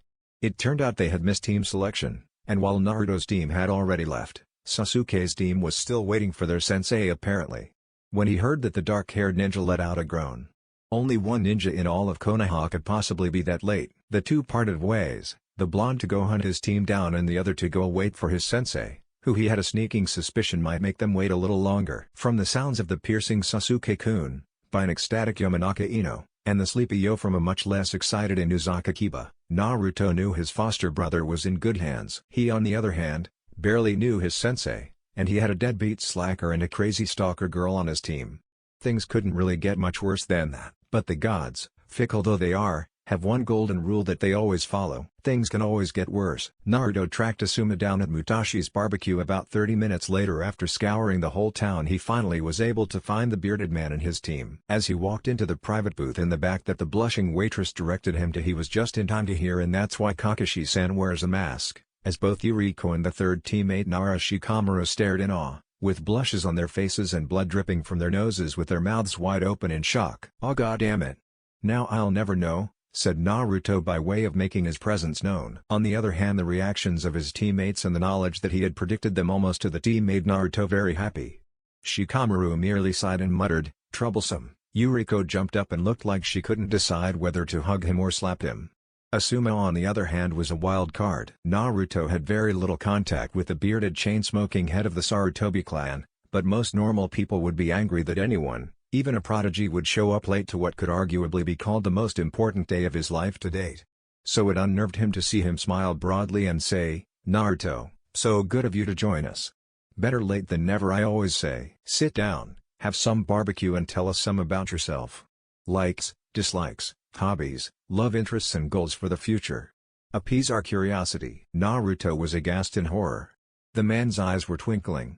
It had been ingrained in the Namikaze air from a very young age through exposure to Jiraiya that men with twinkling eyes were to be distrusted. "Oh god, I'm going to die, red alert battle stations." But he had no choice but to accede to the man's wishes. Let's see, my likes are fighting, training, ramen and weapons. I dislike people who treat me as an object rather than a person. Hobbies would be collecting rare weapons. I have a fiancé and my current goal for the future is to be the strongest ninja of my generation. Well, anyway, now that we all know each other, it's time for the true Genin test. Be at the training field I specified in 2 hours. See ya. And at that, the Jounin lit up a cigarette and disappeared. Naruto sweat dropped. Is it just me, or did he withhold all pertinent information? The other two looked at him and simultaneously the answer was, "It's just you." The training field he specified was number 27, and apparently this true Genin test will be the one to weed out the wheat from the chaff. Evidently only 1/3 of the Genin candidates actually become Genin. The rest are sent back to the academy for another year. Okay, any ideas on what the test's gonna be? Well, Asuma-san is normally pretty laid back, but he's probably gonna try to beat the Kakashi out of you, said Shikamaru as Yuriko blushed, the previous story's incidents still fresh in her mind. And since this is a team test, it means he'll go hard on all of us. Well, if this is a team test, then I guess I should probably know some stuff about you guys. Nah, too troublesome. Besides, Naruto, you know pretty much everything about me that's not too troublesome to explain. Just fill her in. I'm gonna go home and sleep till the test. See you in 2 hours. And with that, the lazy kid walked out the door. Oh, okay, he's got a point. We've been friends forever, but it would still be nice to actually get that lazy ass to actually participate for once.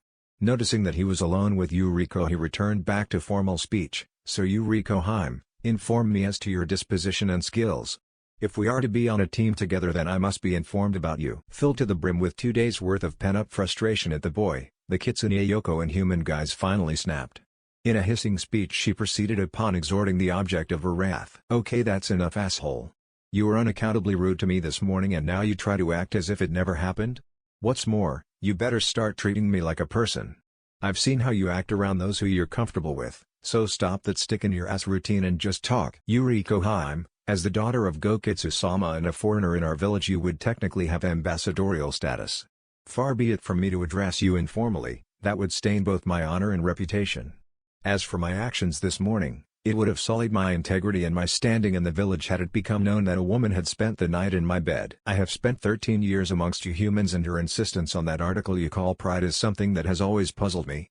As ninja you will be called upon to kill other members of your same species, sometimes in the foulest ways imaginable, and you still insist that you maintain your honor, your integrity. Pride, honor and integrity to you are just tools like any other you possess. You call upon them when it serves your purpose and you don't use them when it does not. No, Naruto-kun, do not stand upon pride and insist on formalities.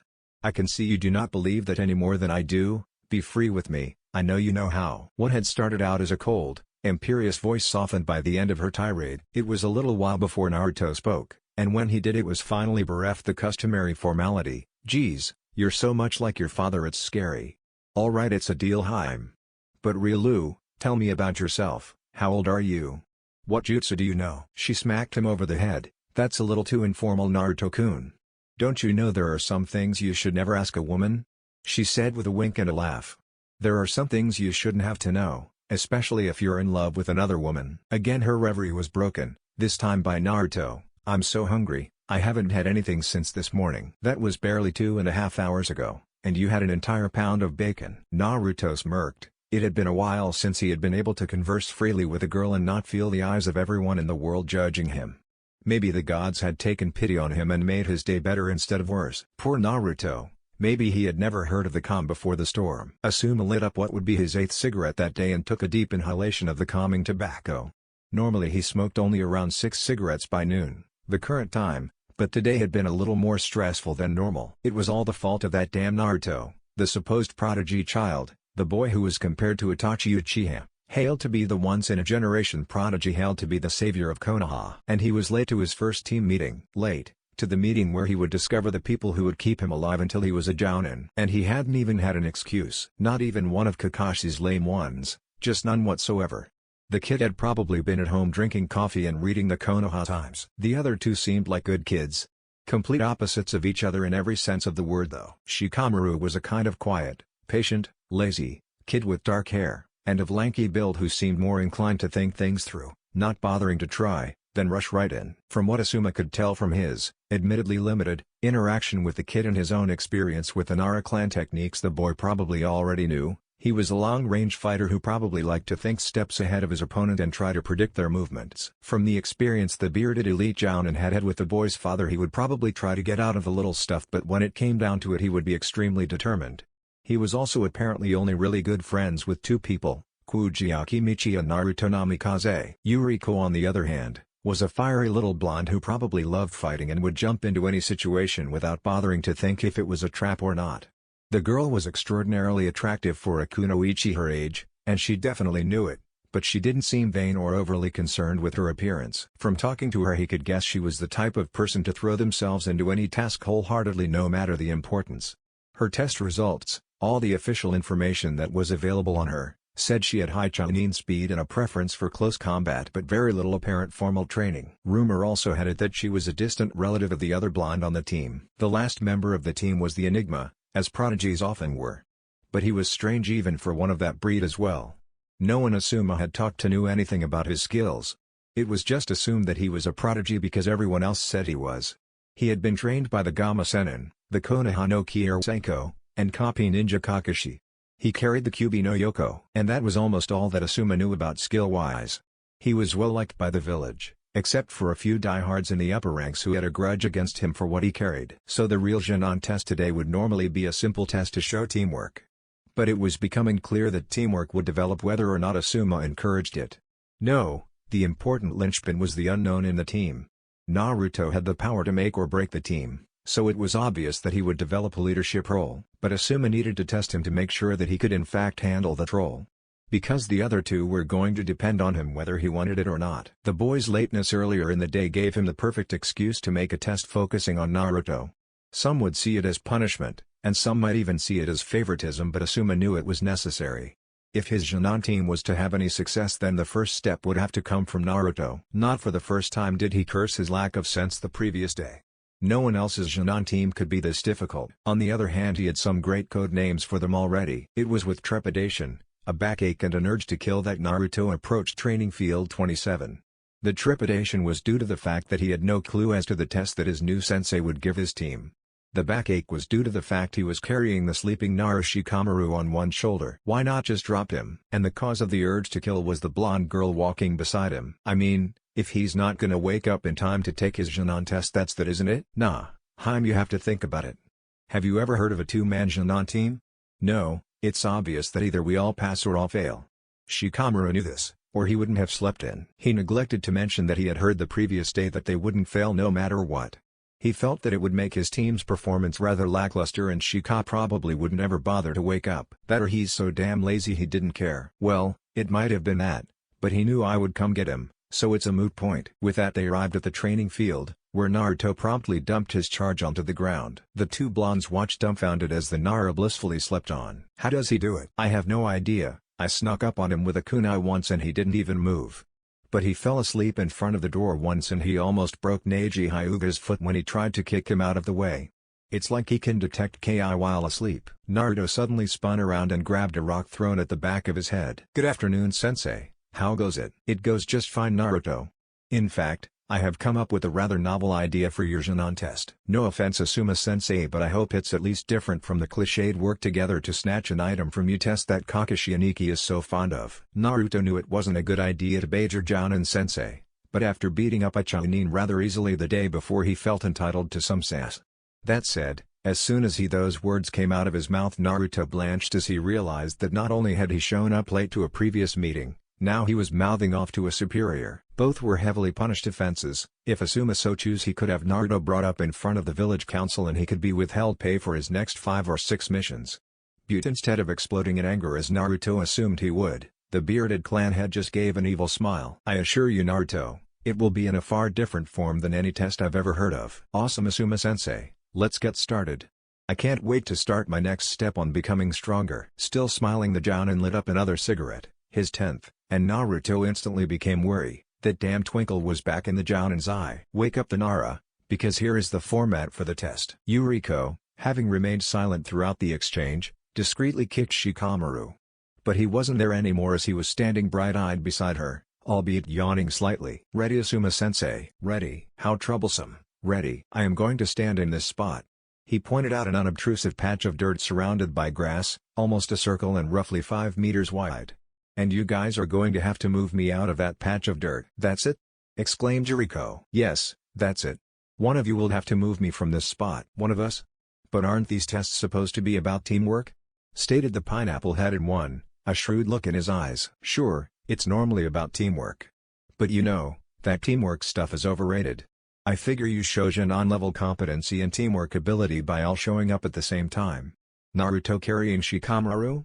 That was pure teamwork genius. You really are a prodigy child. I would guess you guys are probably mid-Chunin in your teamwork abilities alone. Naruto and Yuriko's sweat dropped. Satisfied his sarcasm was well received, he continued. So nope, this is a skill assessment. Pick one of you and that person can use any tool in this training ground to move me from this spot. You have 10 minutes to figure out who has to do it. A look of incomprehension was on all three of their faces. The wheels of thought turn ever so slowly. Alright, huddle guys, said Yuriko musingly. While they huddled, Asuma pulled out his trench knives. As they watched, the blades formed a chakra shell that turned green and started extending. The elite then pulled out a hunk of pure steel and started whittling. The three simultaneously gulped. However, their reasons and reactions were far different. Let me do it. I wanna fight him. Troublesome. Naruto, he obviously wants you to fight him. If only you hadn't pissed him off. Maybe if you lose gracefully or something we'll pass. Whatever it is, you're the only one of us who has a chance of moving him. Hey! If it's just making him move, I think I could do it just as well as Naruto. With all due respect to yourself, Yuriko-san, just from seeing you at the Jounin exam, I doubt you could even land a blow on someone of Asuma's caliber, stated Shikamaru, a strangely calculating expression on his face. Asuma-sensei is one of Konoha's top jounin, as well as being the clan head of the Sarutobi clan, the son of the man who defeated the nine-tailed fox. Unless he was standing near the edge of the circle, he could easily shrug off my Kage Main no Jutsu, shadow bind technique, before I moved him more than a couple of feet, and Kage Main is the only technique I possess that might have been useful in this situation. Naruto took over from there. Besides, I know due to prior experience, Yuriko Haim you hit like a girl. Seeing Yuriko's murderous expression, he quickly explained, I won't venture to guess why, but you seem to have trained your speed to the exclusion of all else. Your blows have little to no force behind them, so the trait which makes you an ideal kunoichi, your insane speed, is totally useless in this scenario. Plus most kunoichi, who traditionally have less strength than their male counterparts, find styles that allow them to overcome that handicap. You however, to put it bluntly, lack any sort of coherent style. You fight like a brawler, but your skill set puts you at the opposite end of that spectrum. Unless you know jutsu that would force a jounin, who has some 15 to 20 years of experience on us, to get the hell out of the way, you really don't have a chance in this fight. If we were fighting a running battle, and you had a backup with more hard-hitting combat-oriented skills, then yes, you would be useful, but right now this isn't your kind of fight. Fine, you both make valid points, so what's the deal? Is there no hope? None at all. Naruto cheerfully exclaimed while checking his weapons. The blonde checked that his sai was tucked in his belt. Pulling on his claw gauntlet, he extended the blades with a flourish. It's obvious that I can't win. Which wouldn't work unless I'm not supposed to win. Which means he doesn't want me to win. And since I don't know what he really wants us to do, I'm gonna do what he told us to do. Which is moving him out of that circle using every tool at my disposal, said Naruto as he checked his kunai and shuriken pouch. Seeing everything was in place, he turned to the other male Genin. Shika, you know what to do. For once the pineapple-haired Genin didn't seem tired, holding up his hand with the middle and ring fingers coiled so that it looked like a pair of bull horns. Right. Mystified, the only female member of the team just turned away with a snort and a half-hearted, boys. Don't worry, he'll explain. Naruto winked at them both and then disappeared in a cloud of dust. Instead of instantly reappearing in front of Asuma as they were expecting him to do, Naruto popped into existence about 20 feet in the air. Putting his hands in the ram sign, he summoned 5 perfect copies of himself who landed in a pentagonal formation around the elite jounin. Asuma smirked as the real Naruto landed on one of his clones, dispelling it. The cloud of smoke from the clone dispersed to reveal Naruto in a Dokuketsuken stance. With both hands level at his waist, they started glowing blue, and large claws started to extend from them. In his peripheral vision, Asuma could see the replicas doing the same thing. From the fact that the claws weren't quite skin-tight, the bearded ninja could tell that the blonde was still struggling slightly with chakra control, but that he displayed remarkable abilities. Soon all thought vanished as the Narutos moved in. For a while Asuma merely dodged the various moves while watching out for the real Naruto, but then he began to find it harder and harder to dodge as Naruto seemingly adjusted to his fighting style. So the elite started to fight back. While still dodging, he began to take advantage of the weaknesses of the clones. When the first one overextended itself, he was ready for it, grabbing the arm and pulling the clone into his waiting knee.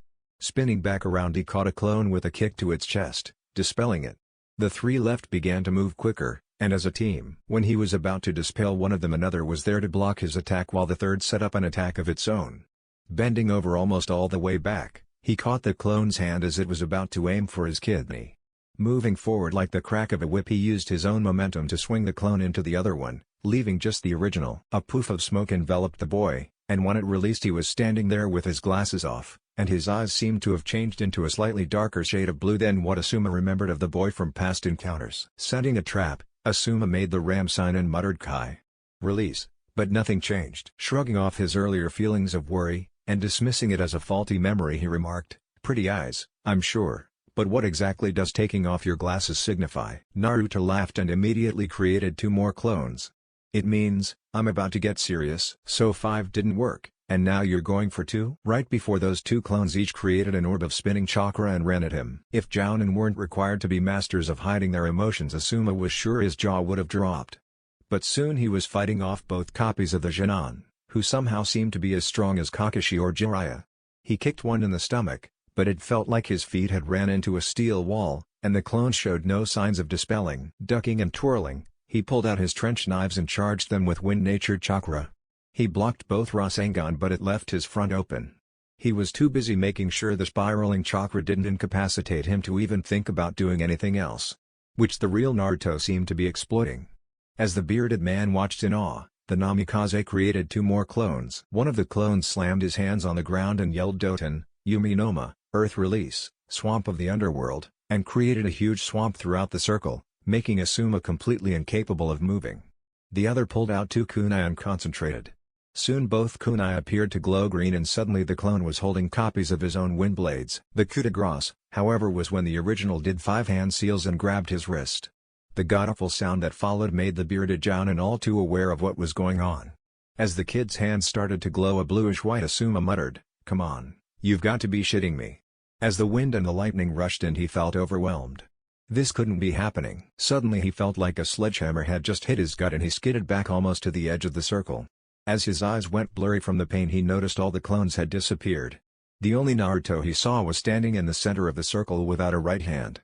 As he watched, the earth clone crumbled into dust. Faking a theatrical yawn, the bearded Jounin lazily said, "Oh, are we done? I thought after going through all the trouble to prepare a multi-layered genjutsu like that you'd at least have some other tricks up your sleeve." Nonchalant on the outside, on the inside he was in awe of the effectiveness of the technique, wondering how the hell he became trapped in that genjutsu without him noticing it. Right before he jumped upward as the ground beneath his feet erupted in a flurry of grasping hands.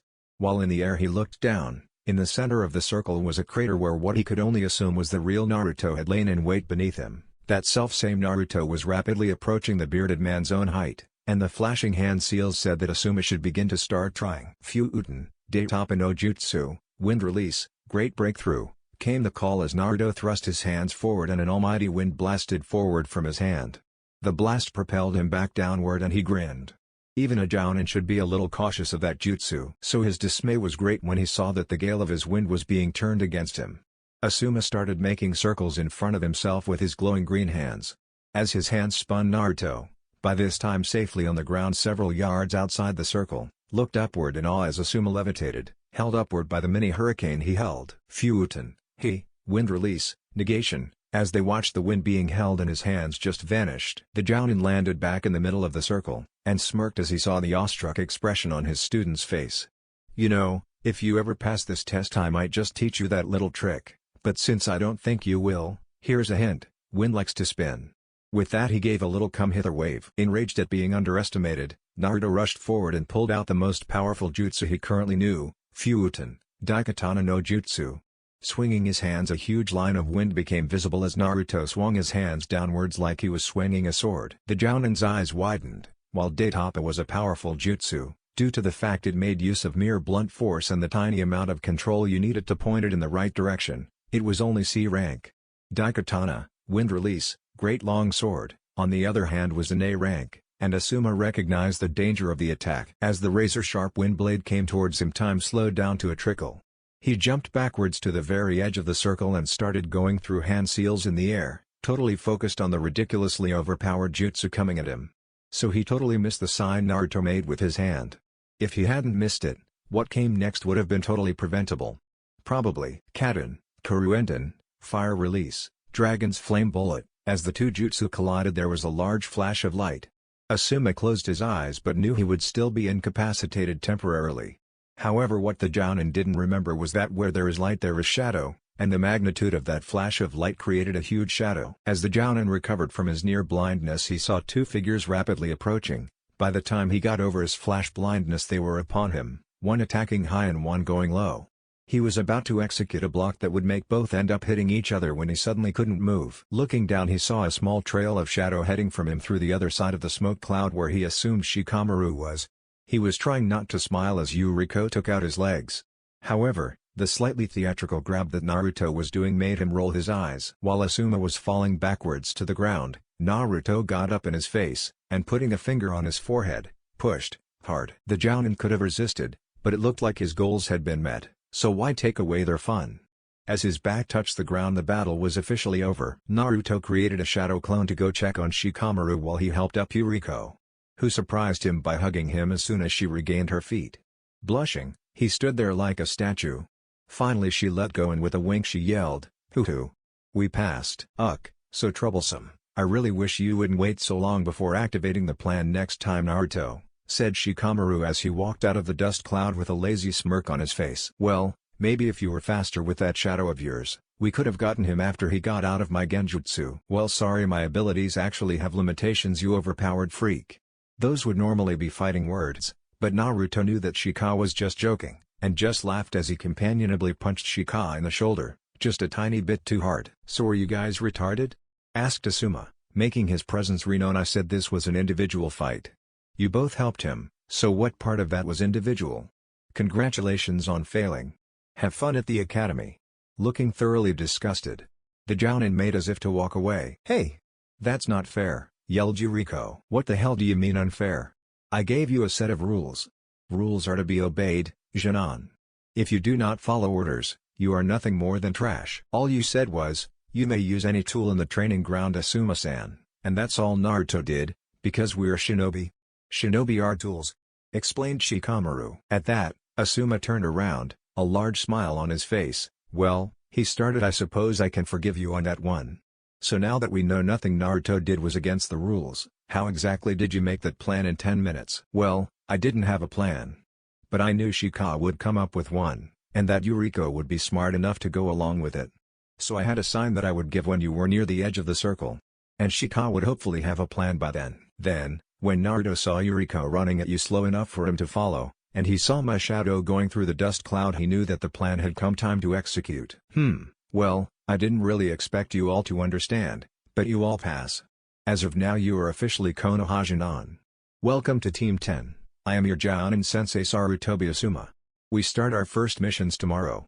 Yin, Yang, you can both go celebrate. Naruto will join you right after I talk to him, privately. Nodding and smiling, Shikamaru and Yuriko started walking away, bickering over who was Yin, and who was Yang. When they had left the training ground, Asuma turned to Naruto, a look the young blonde knew meant business on his face. Lighting up a cigarette, he took a long pull, an introspective look on his face. As the minutes dragged on, Naruto grew uncomfortable. "What's this about Asuma-sensei?" "Naruto, I'm going to be straight with you, okay?" "Sensei?" asked Naruto, a puzzled look on his face. "Naruto, right, you're the most important person on this team. More important than me. You wanna know why?" "Well, yeah, kinda, I mean." "Rhetorical question, kid, I mean seriously, who answers that?" Naruto facepalmed, breaking the seriousness of the moment for a second. "Anyway, the reason you're the most important person on this team is that your relationship with the other two team members is such that they already look up to you. Your perfect school record, your heritage, and your inviting personality make you a role model to people of your own age. If anything were to happen to you, the other team members would probably just fade. Also, with your father, it is expected that you will end up being in a leadership role at a very young age." Naruto looked like he was about to argue. "Don't argue, you know it's true," interrupted Asuma. "You're the focus of this team, and right now your skills are good enough that that's okay. But I'm going to let you know something, Naruto. Yeah, I'm here to be your safety net, but I won't be here forever. I'm not going to say I was the same as you, because I didn't have the good luck to be born a prodigy. But because of my father and my own hard work, I ended up leading a team way before I was actually ready. I made a mistake on that team that I will never be able to forgive myself for. I ran away from that mistake for 7 years before I..." Asuma checked himself, not up to breaching that barrier just yet. The look Naruto was giving him was intense. The one Asuma returned was easily as serious. "I may never get to talk to my team members again, Naruto. I'm not telling this to you because I want to frighten you. I'm telling this to you because I see a young Jinan, flush with new freedom and responsibility. I don't want you to have to make the same mistakes as I did. I'm going to help you." Naruto was silent for a moment, and when he did talk his voice broke at first. Thank you, sensei. This is kind of a lot to take in at once, you know?" "Yes it is, and I'm sorry for that. It's just considering the quality of this team, we will probably be doing higher ranked missions than the rest of the Jinan. And even though C-rank missions are generally easy, with little to no possible danger to trained ninja, accidents can happen, I know." Again Asuma stopped, not ready to go over that hurdle. "Ah well, today's a happy day. Go celebrate, little Shogun. This is a conversation for another time." "Hi, Asuma-sensei." "Wait, Naruto, one last thing." "Hi, how'd you make that genjutsu?" Now that would be telling Asuma-sensei. As Naruto shined away, Asuma lit up another cig. Speaking a bit louder than normal, as if for the sake of an invisible crowd, he said, I think I'll go to the hospital today after I visit the stone." The wind whipped up high, kicking a cloud of dust. When the dust vanished, So Hatasuma. The clearing was suddenly empty. The only signs of life were a giant scar on the ground, a circle of scorched earth and a breeze that rustled through the trees. That in the scattered popcorn beneath a tree just outside of the training ground, indicating a hidden observer. The wind rustled through the building as two men, bonded through their struggle, fought a war with their eyes, with their minds. Two men who fought a war without even moving. Naruto studied his opponent carefully, Kitsune and active, looking for any weaknesses to be exploited. It all came down to this moment. All those years of training, every second since the day he was born, all was concentrated on the opponent he was facing right at this moment. Minato stared right back at him, totally concentrated, not caring that the opponent was his own son. He had killed for less than what his progeny was attempting. The Hokage prodigy felt the thrill of battle for the first time in years. He was ready. I warn you, Naruto, your attempt has been futile since the beginning. You're 100 years too late to be able to defeat me. Damn it, I have to try. You don't understand what's at stake here, father. It goes way beyond all your silly preconceptions. The two settled into the stalemate that is the trademark of all fights between great warriors. Next one to move would probably lose. Finally someone broke the silence. For the love of God. It's freaking bacon. Just split the damn piece and get on with your lives. But high-five me, whined Naruto. You don't get it. The last piece of bacon is a matter of pride among men. It's almost as important as ramen. Look at Sasuke, he doesn't care about the bacon. Exactly, I said among men, stated Naruto before grabbing the kunai thrown at his head from where his foster brother sat drinking coffee. All the while never taking his eyes off the last piece of bacon sitting forlornly on a plate in the middle of the table. Fine, you know what? She screamed, and lunged for the bacon. She grabbed it and put it in her mouth, only to find when she bit down that it disappeared in a puff of smoke. I told you, Naruto. You were 100 years too early to defeat me, said Minato as he held up the real last piece of bacon. Now I have to get to work. Remember guys, first missions are today, so I'll probably see you in a few hours. There was a flash of light and then the thunk sound of a kunai hitting a wooden wall. Naruto's eyes were savage, the tomo of the Kitsune spinning rapidly. Damn, why the hell didn't I think of cage bacon no jutsu? Shadow bacon technique. I will avenge my treat. I will embrace the darkness, I will do whatever it takes, but one day, the bacon will be mine. Bwah ha ha ha ha. Thunk thunk. The rapid fire sounds of someone being hit over the head multiple times came right after his statement. Both Yuriko and Sasuke rubbed their fists as they watched the blonde prodigy writhe in pain on the floor. You had that one coming, Baka. Touché. The three sat around in silence after that, Naruto still burning with anger at the loss of his precious food. Finally Yuriko, slipping into the traditional feminine role of peacemaker and icebreaker, asked, "So Sasuke-san? How did your exam turn out? When we got home yesterday you said you didn't want to talk about it." HNN. Oh. I know this game, I'll translate from emo into real people words, said Naruto, mocking his foster brother. He knew Sasuke wasn't really emo, and he barely ever acted like it, but the fact that the dark-haired boy was so blatantly antisocial made him an easy target for a little good-natured ribbing. "Shut it, Naruto," he said. "Kakashi showed up 3 hours late." "What the heck?" said Sasuke, his eyes wide. "How'd you know that?" "Because I can translate from emo into big boy talk," said Naruto, his face seeming to say that wasn't it obvious. "Whatever, Ruto-chan," said Sasuke, smirking, knowing just how to make his excitable foster brother rise to the bait. But Naruto wasn't falling for it this time, at least, not before he had finished his translation. That time he said, after they introduced themselves, Kakashi and Ikki said that they were to meet at Training Ground 7 at 8 o'clock? Which appears to be around an hour and a half ago. Now, Sasu-chan, as much as I'd love to kick your ass for the previous comment, I feel I shouldn't get you too worked up for your bell test, he said, emphasizing the name of the test and watching as his brother grimaced. He sobered up, his next comments were delivered with all seriousness and a straight face. "Come on, Sasuke, Kakashi is rarely more than 2 hours late, and who knows, sometimes he shows up on time. I mean, someone probably would have had to die, but still being late isn't a good thing. Senseis can be a bit vindictive, hee." He trailed off thinking of his own encounter with Asuma the day before. Grumbling, but still acquiescing, Sasuke went to his room to grab his ninja gear, and presumably exited through his window. Naruto on the other hand went searching through the cupboards in a quest for food. Some instant ramen would really hit that spot. "Naruto-kun, how did you know what happened yesterday?" Mumbled Naruto, as he searched through the cupboards for something to take the place of his missing bacon. "How did you know exactly what Sasuke-san had been through?" "Oh, that was easy. Kakashi-sensei has followed the same formula for like 6 years now. He does the exact same thing, and then gives them the exact same test, and he always fails them. Is it that hard? She asked with eyes wide. Nah, but whenever he thinks a team might actually pass, he steps it up to the point where any solo Genin doesn't have a snowball's chance in hell against him. To him it doesn't matter if they fail, they generally end up back in the academy, and if they're actually good enough to be Genin, then they'll get a sensei who wants to teach next time around. So Sasuke might fail? Ha, that'd be funny. No, Sasuke wouldn't have a prayer if Kakashi didn't want to train him. Actually, I don't know if he does. But that's irrelevant this time around. The council only let Kakashi get away with failing so many teams because he agreed to train a last Uchiha in regards to his Sharingan.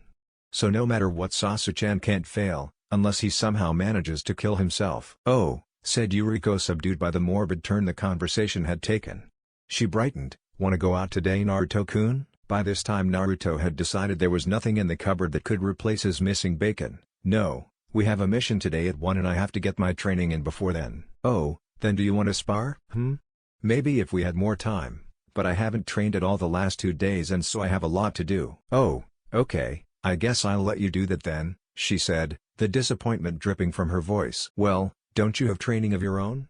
He asked. The family training ground is more than big enough to accommodate both of us. Sounds alright, she said, inwardly cursing his stubborn obliviousness. Yuriko was bored. She was also more than slightly pissed off. What the hell were people supposed to do when they trained? She had never trained a day in her life. Her speed was the result of being forced to escape from things trying to eat her since she was but 5 years old. Everything else was instinct. She supposed that came with being a Hanyo. She looked over to Naruto to see him fighting like 20 clones while another 10 seemed to be staring quite intently at their hands and then randomly blowing up. He had replaced those ones a lot. Well, I guess I better do something. Maybe I'll practice my Kitsune by Foxfire. Breathing deeply, she tried to push all thoughts except those of flame out of her mind. Of course, when she saw Naruto take his fight onto some of the trees, she gasped. He was sparring while standing on the side of a tree. She had seen only a little of her father's Dojutsu style yesterday, and she was once again struck at how much like a dance it actually was. He looked so serene and graceful, his hair flowing around him as he effortlessly blocked and dodged. She didn't even realize she was blushing as she stared at him. Maybe training wasn't so bad. Naruto, on the other hand, was feeling neither serene nor graceful. Up, left, down, shit dodge. Okay, even if he's me, that guy is an asshole. Eat chakra claws, bitch. Bad, bad, bad, back off. Okay, so duck, leg spin, oh shit, chakra pulse. I'm slipping, alright, springboard off this guy. Ouch. I can't believe I did that to my face. Alright, got back on the tree. Wait for it, okay now. You're mine. Naruto's inner monologue was impressive. It was a tactic he'd learned from Kakashi. If you narrate a spar, you tend to think faster so as to avoid being hit. Eventually you learn to think almost at the speed as you react, so over time it can actually speed up your cognizant thought. In theory anyway. Naruto destroyed the last of his clones and sighed as he walked down the tree, looking over at the clones practicing their technique. It needed power, either more or less. He shrugged, it wasn't like he'd need that technique anytime soon anyway. Yuriko. It's almost time for missions. The Kitsune Hanyo looked away from what she was doing to give Naruto the briefest of nods. Of course, while practicing certain skills it is always necessary to be completely focused on the task at hand. Especially if you're juggling Foxfire. Yuriko wasn't injured in the resulting chaos, but Naruto was slightly anemic for the rest of the day. While the Kitsune bai couldn't hurt her, her clothes were under no such protection. Her tank top just vaporized under the heat of flames that could only be outshone by the black fire, Amaterasu. Of course, the blonde bombshell didn't notice this until she started to wonder why her betrothed had been unconscious before she started to beat him. Damn it! Do not interrupt someone while they're juggling fire, you asshole! She screamed, perhaps slightly melodramatically considering that no harm actually came to her. Naruto? Are you listening to me? Oh god, there's so much blood. Wait, why is his nose bleeding? She looked down at herself. Oh. While Yuriko was thinking of how she could use this to her advantage, Naruto woke up. He sat up with his eyes shut tightly. Are you decent yet? She blushed prettily and whispered, well, not particularly. Well, for Kami's sake, woman, go put some clothes on. And hurry. I wasn't kidding when I said it was almost time for missions. She quickly complied. Naruto took advantage of the momentary solitude to have a quiet conversation with the being in his head. Well, stomach technically. Actually, theoretically it was really a pocket dimension located in his stomach, there being really no way something the magnitude of Gokitsu could ever actually be placed inside a human. Somehow the chakra was shared through some sort of extra-dimensional gate, seal, thingy. But anyway, back to the conversation between the 12-year-old boy and the millennia-old fox spirit. Sensei, your daughter. Child, if you say one more word along that train of thought I will eat your mind. Yes, Sensei. Well, to jump trains then get us onto another train of thought. But Naruto couldn't, in fact, get anywhere near another train of thought. Metaphorically speaking, the train he was on was the only one for miles around. Boy, are you aware that being inside your consciousness I can indeed read your mind unless you shut me out? You must be aware of this fact. It has been explained to you many, many times. Now, the aforementioned statement being totally and 100% true, that is my daughter. Do not continue thinking about her in that manner. Now I am being serious when I say that if you don't get on another train of thought in the next 3 seconds I will carry out my earlier mind-eating threat. Now 3, shit, 2, oh no, 1, elemental affinities. And? What do you mean and? I mean what the hell are you talking about when you randomly say elemental affinities, you baka? Huh? Oh right, do I really have all 5? Because while most people would jump at the opportunity, that's like 3 to 4 years of my life to master each one and I'm only halfway done with wind. Yes Naruto, you have all 5 elemental affinities. But don't worry, you will probably be only able to master 2 of them while your Kitsune is inactive. With it active, the special chakra you use, that used to belong to me, will grant you near godlike mastery over the elements without even trying. Okay, Sensei, speaking of the Kitsune, why can't I just have it active at all times? I mean, with the boost in chakra, speed, strength, the use of all 5 elements as extensions of my body and then the ability to predict movements and see chakra pathways and tenketsu, why not just have it active all the time? Wouldn't that also make me gain tomo, and by extension tails, faster? Plus it would get rid of that issue where I lose all chakra control because I suddenly have like 10 times the chakra I had before I activated it. It would be nice to be able to use more than jutsus that require no control. Naruto, if you try that, make no mistake, you will die. What? Die? How? The Kitsune does do all those things that you said, boy, but the stress on your body would get out of control. You're human, Kit, you have human chakra pathways. I've been altering them since you first accessed my chakra and they can take about 3 times as much as a normal jounin at any given time. But when your Kitsune activates and you end up with 10ish times as much chakra as your normal amount running through you, you still can't safely control it all, there's just too much.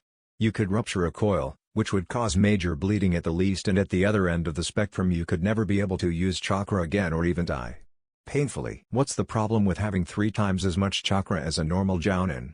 Hell, my dad has 3 times as much chakra as most kidjas and he hasn't ruptured anything that I know of. Yes, in his reserves, sitting in his stomach. The chakra is inert, waiting on his will to carry it out.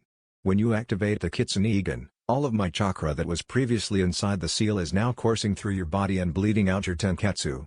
Your father's coils are only slightly more advanced than most jounin, because the only difference is that he has more chakra overall. It's a stamina thing. You, boy, have chakra coils that are larger than most jounins. While in most ninja the coils grow throughout their life, they peak out at the point where they no longer need more chakra to do jutsu.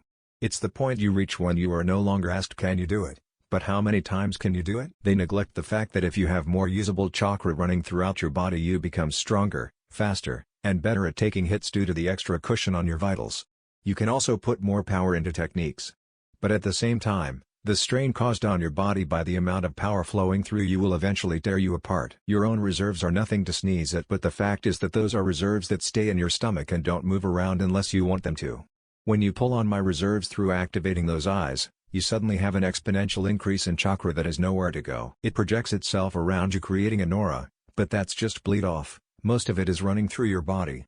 So Kit, to get back to the original reason for the discussion, not only can this chakra rip your coils, damage your organs and prevent you from ever using chakra again if it's active for too long, just by it being active you are poisoning your body with chakra. So do not, ever, keep the Kitsune active for longer than you absolutely have to. Naruto's eyes had been getting progressively wider as each potential consequence was explained and he hurriedly though, of course Sensei, but if I may be so bold, how did you ever control it all? I was a chakra construct boy, I didn't have pathways, I was merely a consciousness sustained by pure chakra. But, how? How is a story for another time boy. Naruto-kun.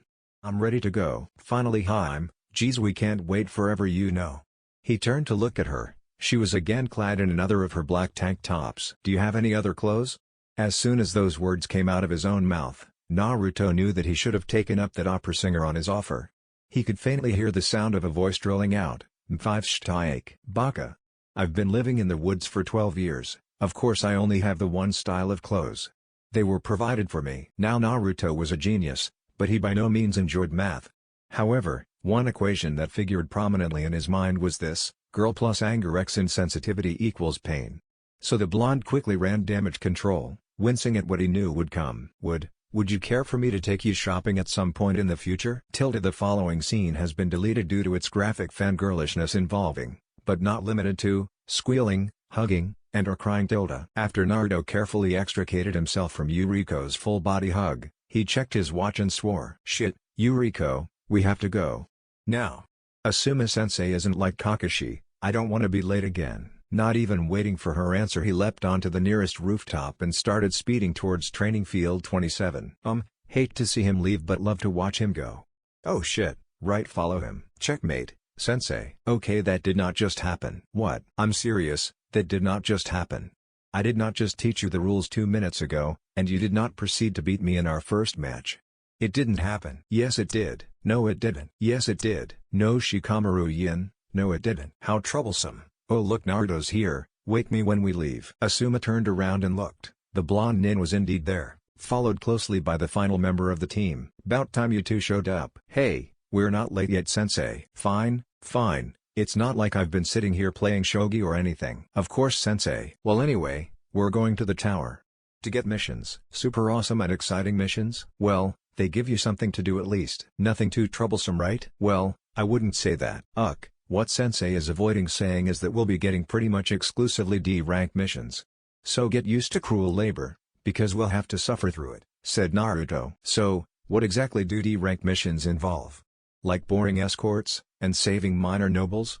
Chimed in Yuriko. The two men looked at each other, no one wanting to have to break the news to her. Finally Asuma, by dint of his age, was silently chosen. Yuriko-chan? I'm sorry, but what you just described is a C-rank mission. A D-rank mission is, a little more, tame. What could a ninja possibly do that would be tamer than saving a minor noble? Asked the puzzled blonde, mentally going through everything she'd ever heard about ninjas. Both of the awake men were mentally weeping, scared at the thought of what was to come. D-rank missions and a girl with shattered delusions. One D-rank mission later, Team 10 was back at their training ground. And the male members of the team were huddled together looking terrified at the only female member of the team. What? Come on, so I don't like cats. Lots of people dislike cats. Yes, it was more your treatment of the cat. Hey, he attacked me, and then scratched me. He should have known to avoid an angry female, that's survival instinct number 1. But, did you have to respond with, that?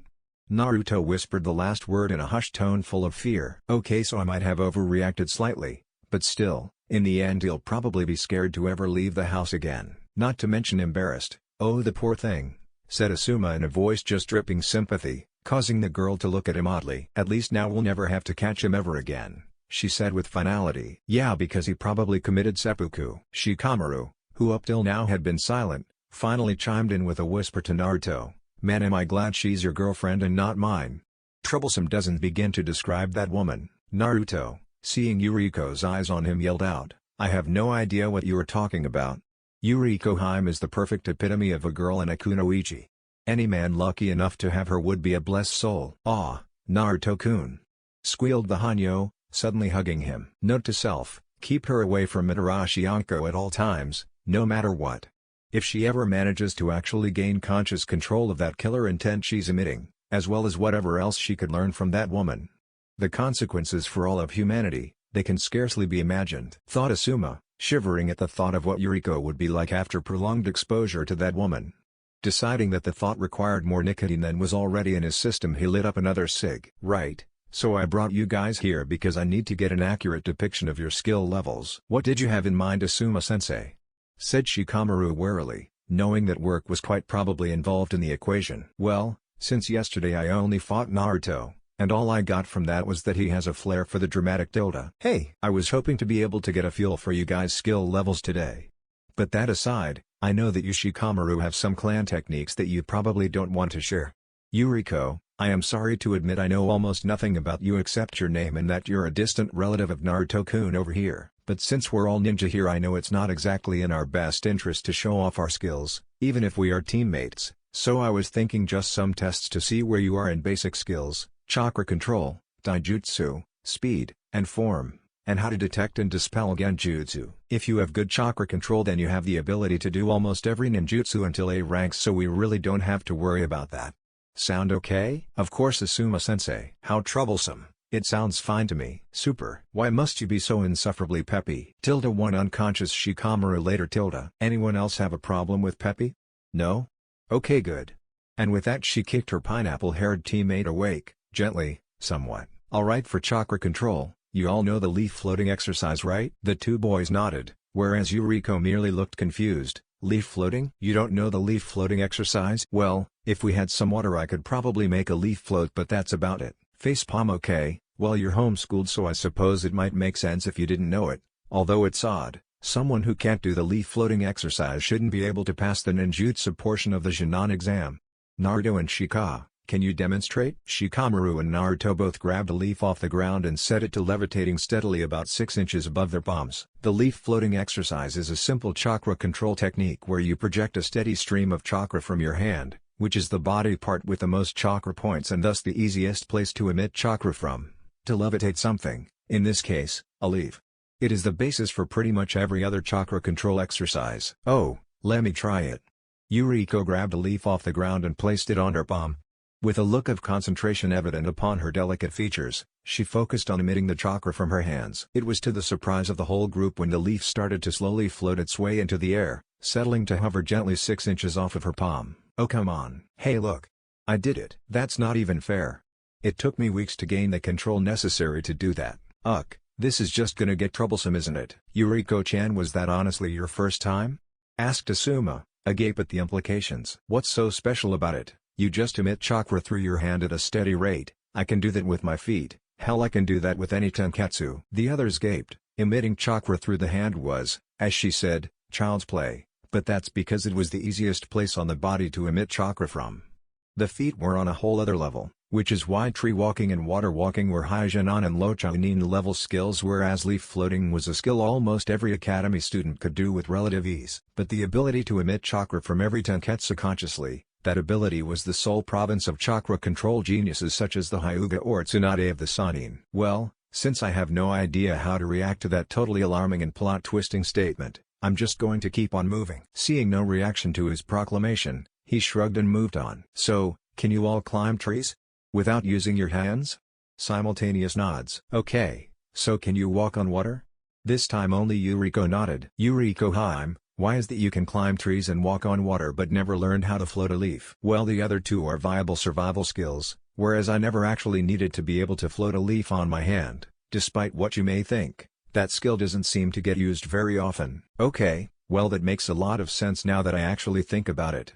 So it looks like you two boys have high Jinan chakra control, which is to be expected, from what I've seen of your techniques. Shikamaru, your shadow techniques, and Naruto, your Doku Kitsuken are all moves that require at least the basics of special recomposition, which means that you are both probably at a level where you already know the theory behind water walking, but not the actual practice. Whereas Yuriko, I'm not really sure what the deal is, but if what you're saying is true, you have chakra controlled to the point that it's almost a Kekkei Genkai. Well, I knew I was getting a hell of a team, but, wow. He shook his head. Okay, taijutsu time. Yuriko, Shikamaru, show me what you got. Asuma got down in the classic horse stance, the staple defensive stance of almost all forms of taijutsu. Feet spread wide and firmly planted on the ground, hands out to his sides, perpendicular to the rest of his body. He stood waiting for them to attack. He didn't have to wait long as Yuriko came at him almost as soon as his stance was ready, her speed roughly at a mid-Chunin level, much faster than any Jinan had a right to be, but still almost in slow motion to the experienced Jounin. Still in stance, he waited till she got close, and then when her arm swung out for a punch, with the way she was telegraphing her movements, it was easy for him to just guide her arm on past. With the force she put into the punch and the speed she was traveling, she went flying right on by afterward. But he blonde wasn't done yet. As soon as she got past the bearded Jounin, she planted her right foot and used her momentum to spin into a roundhouse kick aimed at Asuma's back. But he wasn't there, as he had ducked. With the Hanyo yet again overextended, Asuma applied force to her back, and she went flying. Nice try, Yuriko, but your balance is on a knife edge. It's okay to sacrifice some speed if it means that you won't have your balance thrown off by someone dodging your attack. The bearded smoker suddenly pivoted as Shikamaru's fist went through the space his head preciously occupied. It was followed up by a textbook knife hand aimed towards the solar plexus, but Asuma dodged that one as well as the follow-up knee aimed at his kidneys. Guessing that the next move would be a round heel to the back of the head, he ducked and held up a hand. Sure enough, a heel strike smacked into his palm. He then proceeded to throw the owner of the errant heel into the nearest tree. Somewhat gently, "Shika, I'm a jounin of this village, can you honestly think I wouldn't have memorized the academy style of taijutsu? I helped make it. These two really are like yin and yang. Yuriko is fast, impetuous and lacks any sort of formal style, whereas Shikamaru is a planner. He seems to have the academy style fairly well, but he lacks the ability to adapt. Give him time and he can come up with a good plan.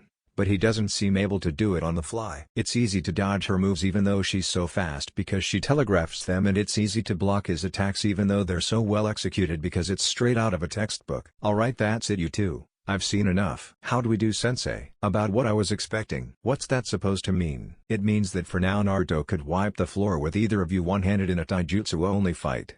We're going to have to work on that," he sighed, and then looked into the sky. "Alright, that's it. You can go home now." And with that Asuma vanished, not sunshine, but simply there 1 second and gone the next. "Well, bloody hell, that's something you don't see every day," said Naruto. There was no response from his teammates. They were there, but they were still just walking away. He ran up next to them. No one else found that odd? This wasn't at all right. They still didn't respond. "Well, Making a ram seal, he focused chakra and muttered, "Kai." The air shimmered and suddenly all three of them were back in their original positions. Asuma was still gone.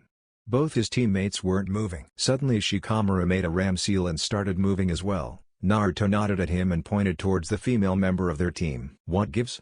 She has perfect chakra control. She should have been out of there the second she realized she was in. I mean, it was just Itsuwaru Shintai, false movement.